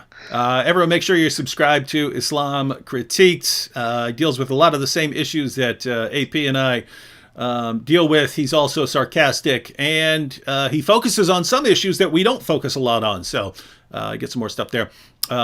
Romans Girl says, probably won't be watching live, blah, blah, blah. In your video the other day about female flogging squad in Aceh, I was wondering why only women were flogged for allegedly having premarital sex. Are men ever flogged for the same crime? Yes. Yes, men get flogged too. The point of the article that I was commenting on was that they were coming up with a female flogging squad specifically to flog women. So the men would be flogged by the men, and the women would be flogged by women. And that. All right. So these are the last two things by Hatun here. Hatun says, in your opinion, what is the best or least bad argument for Islam? Here's where it comes into sort of can we well, no, we're not arguing like a Muslim here. We're kind of giving our perspective on what the best case for Islam would be. Do you have any thoughts on that? If you really want me to look at it from my perspective, my level, I don't think that there is any good argument for Islam. Yeah, if I were to try and answer this, I mean, the standard arguments for Islam I regard as, it's not just, hey, this argument isn't strong enough. It's that if you actually look at the evidence shows the exact opposite of what you're claiming. And this way, so in other words, if you know the main arguments that the Quran gives are things like, Muhammad's prophesied in the Bible. If you go to the Bible, Muhammad's a false prophet according to the Bible. That's where you're sending us for confirmation. Or Muslims will say, the Quran's been perfectly preserved. If you spend 5 minutes examining the history of the Quran, you find it's been changed over and over and over again. So it's not just, hey, this isn't a good argument. That would be a bad argument even if the Quran had been perfectly preserved, because you'd still need to believe that any book that's been perfectly preserved must be the word of God, and that's a stupid rule, right? The point is, even if you granted that, the Quran just hasn't been perfectly preserved. It's clear, right? So the arguments are usually based on just horrible logic or just complete falsehood. If I were to say, what's the best case a Muslim can make, I would just do sort of what parts of the Quran do and present a case for natural theology and present a case for one God and say, hey, this is a religion that proclaims this one God that created the universe, and as long as you can ignore everything else it says, because keep in mind, guys, if Muslims will say, but it's one God, well, great, that's just called monotheism. Islam is a package. Right? So that's just monotheism. You can be a monotheist without believing in Islam. But if I were to make a case, it would be something like that. I would say, here's the religion that promotes belief in one God or something like that, and then I would try to deflect from other things. It's. Were you speaking? Were you saying something? Oh no, go ahead. I was going on to the next Hatun next question here. I had.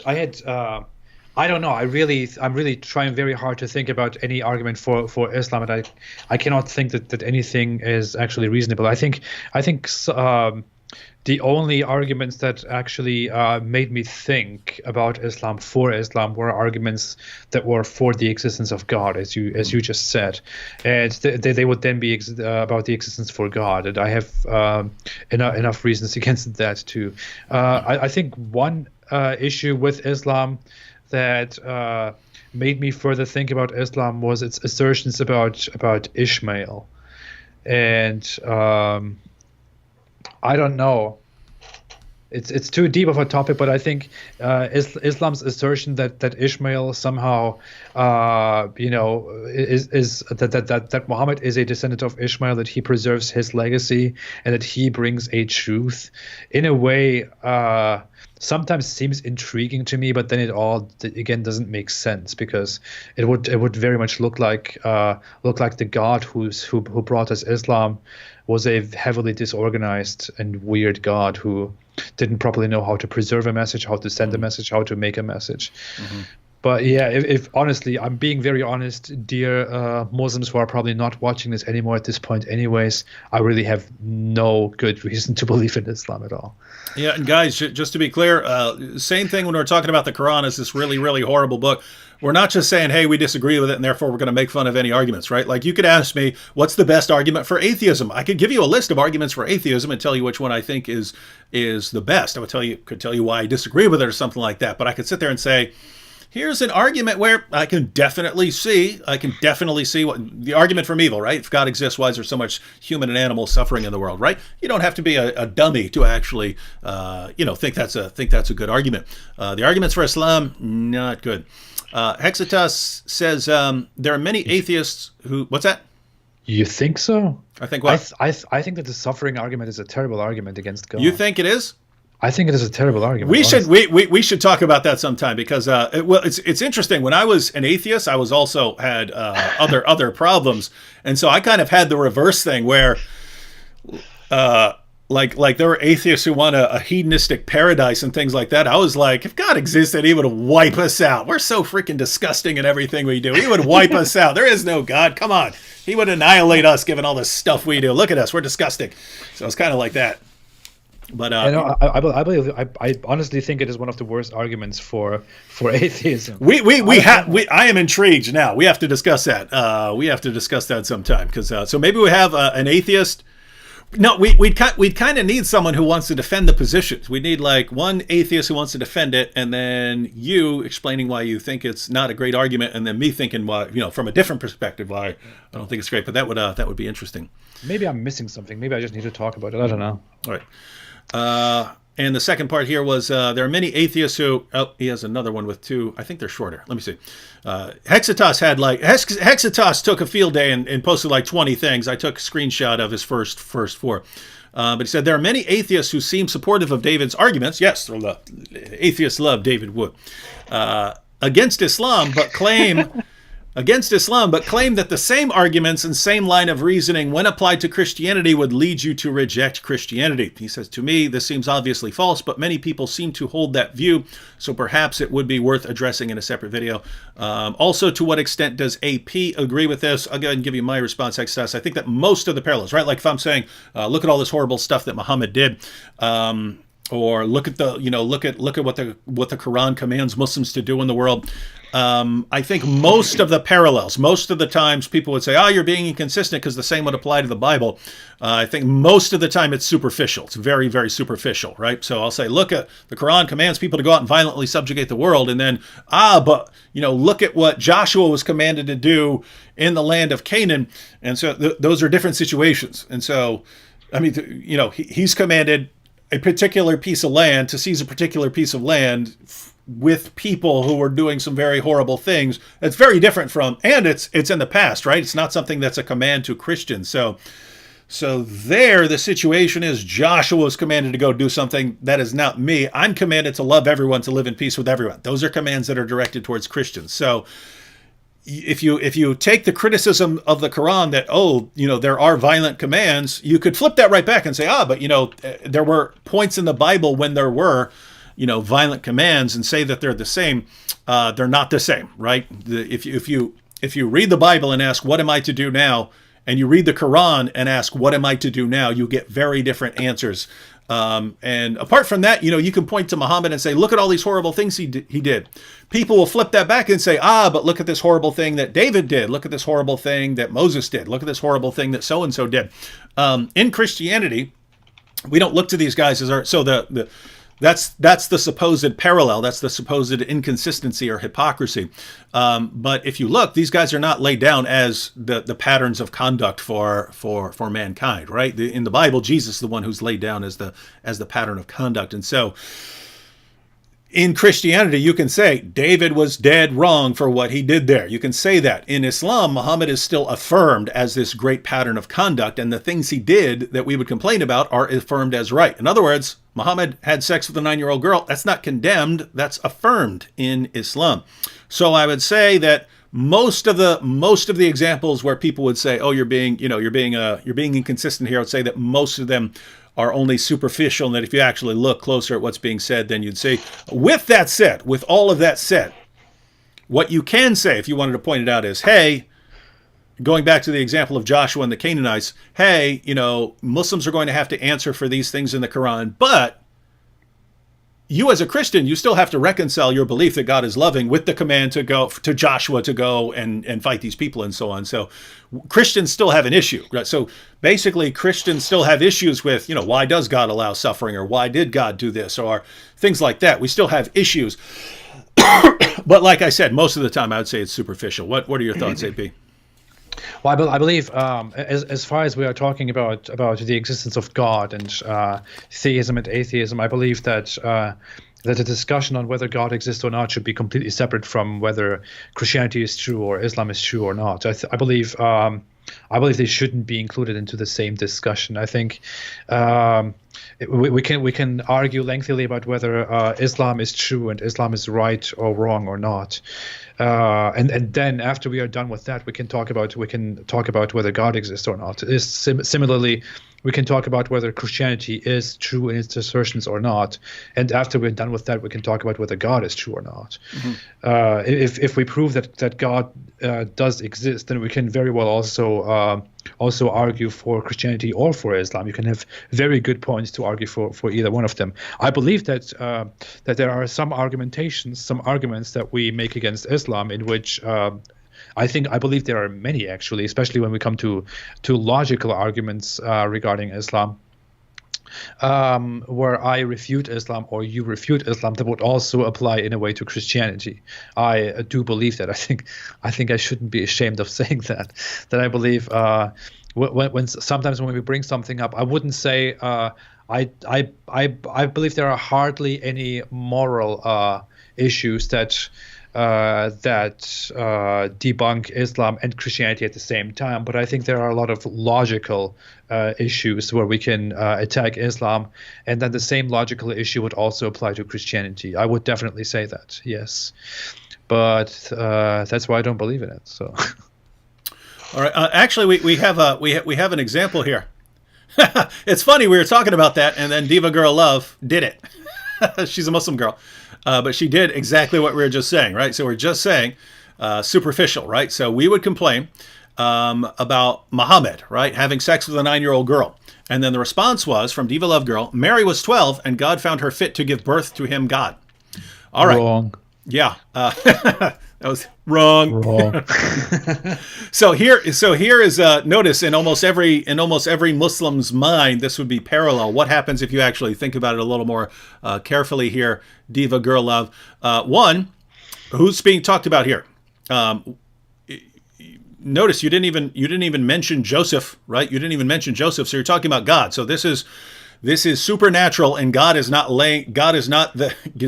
being a pattern of conduct for when you should have sex with a girl. Why? There is no sex with a girl. The whole thing would be miraculous here, right? So not the same thing as Muhammad climbing on top of a 9-year-old girl. Two, there would be even if we granted everything you just said, which we won't, even if we granted everything you just said, big difference between 9 and 12. A girl of 9 may just be entering puberty. A girl of 12 can be finishing puberty. Big difference, because see, during puberty, those few years of puberty, your Muslim apologists, Diva Girl Love, they have this old enough to bleed, old enough to breed mentality. As soon as you start, as soon as you get your first period, you're ready for marriage and so on. That's absolute nonsense. That's a signal that puberty is that the process has started. Guess what? Still takes a few years for your hips to widen and things like that. It takes a while for your body to actually be prepared. So big difference between 9 and 12. Third, we have, where are you getting 12 from? Show me 12. Where are you getting that from? We don't know how old Mary was. She could have been 16 for all we know. We don't know. There's no reliable source. There is no remotely reliable source coming from anywhere near the 1st century that gives us an age for Mary.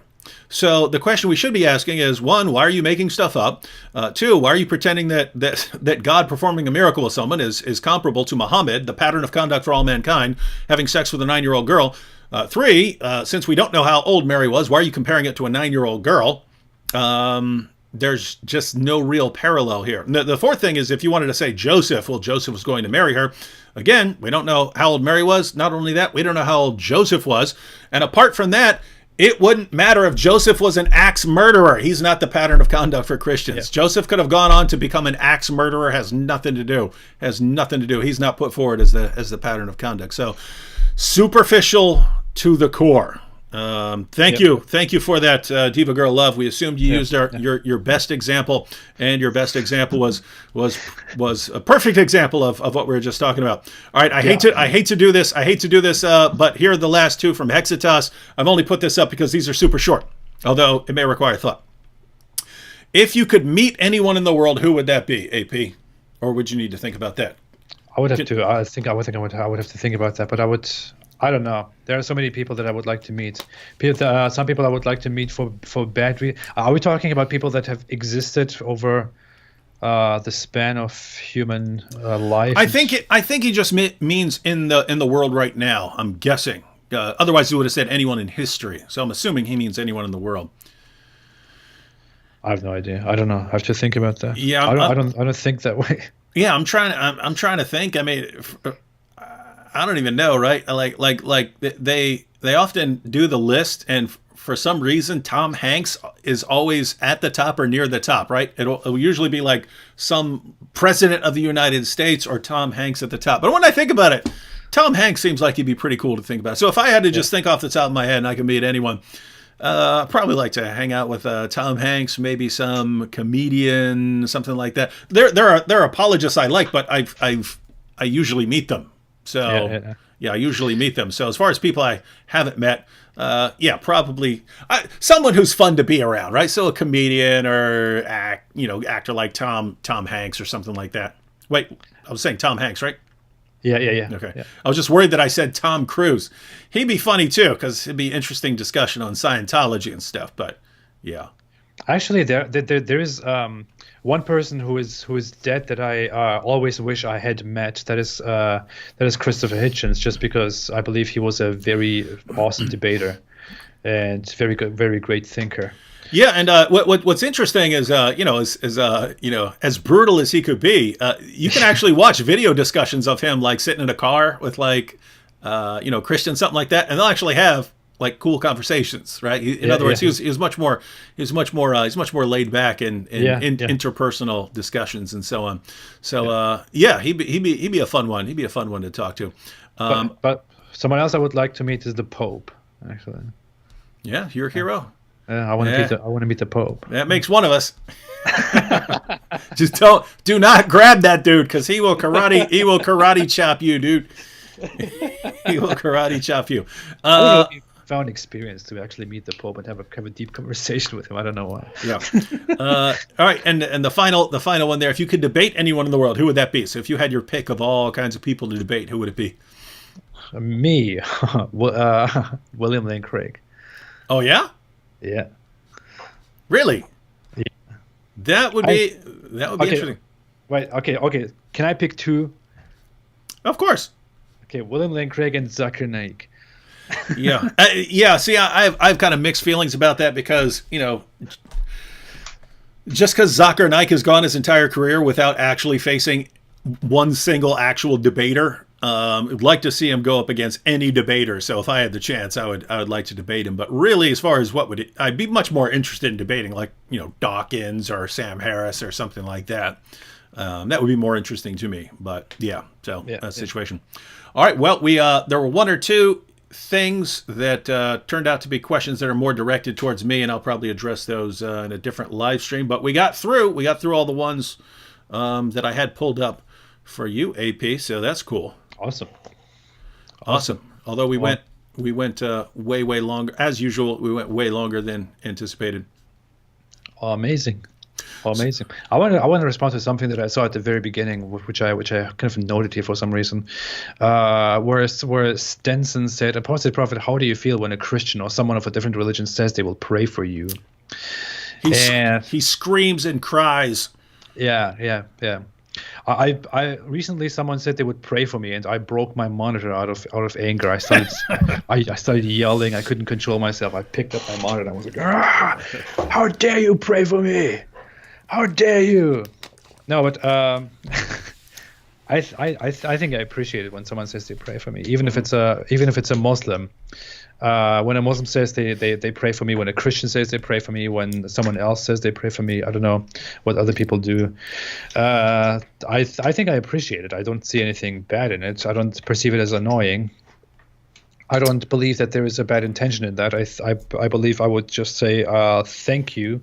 If you believe with your heart that helps, then I appreciate that, because I was once in that position, and I would spend hours praying for people. And when someone tells me that they are praying for me, then I think back of my times when I would pray. Of course, I was praying to this slave master God. That is there is a difference, but still, it was prayer. So yeah. Mm-hmm.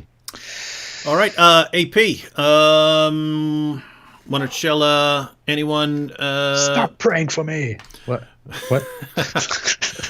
Well, so you're okay with people praying for you. How else can they support your work? Honestly, just if you want to come and subscribe to the channel and just listen to the conversations, leave comments. Even if you disagree with me, come and say, hey, I disagree with you. Just leave a comment and follow me on Twitter. Follow me on Twitter. I wanted to tweet something on Twitter earlier. What was that?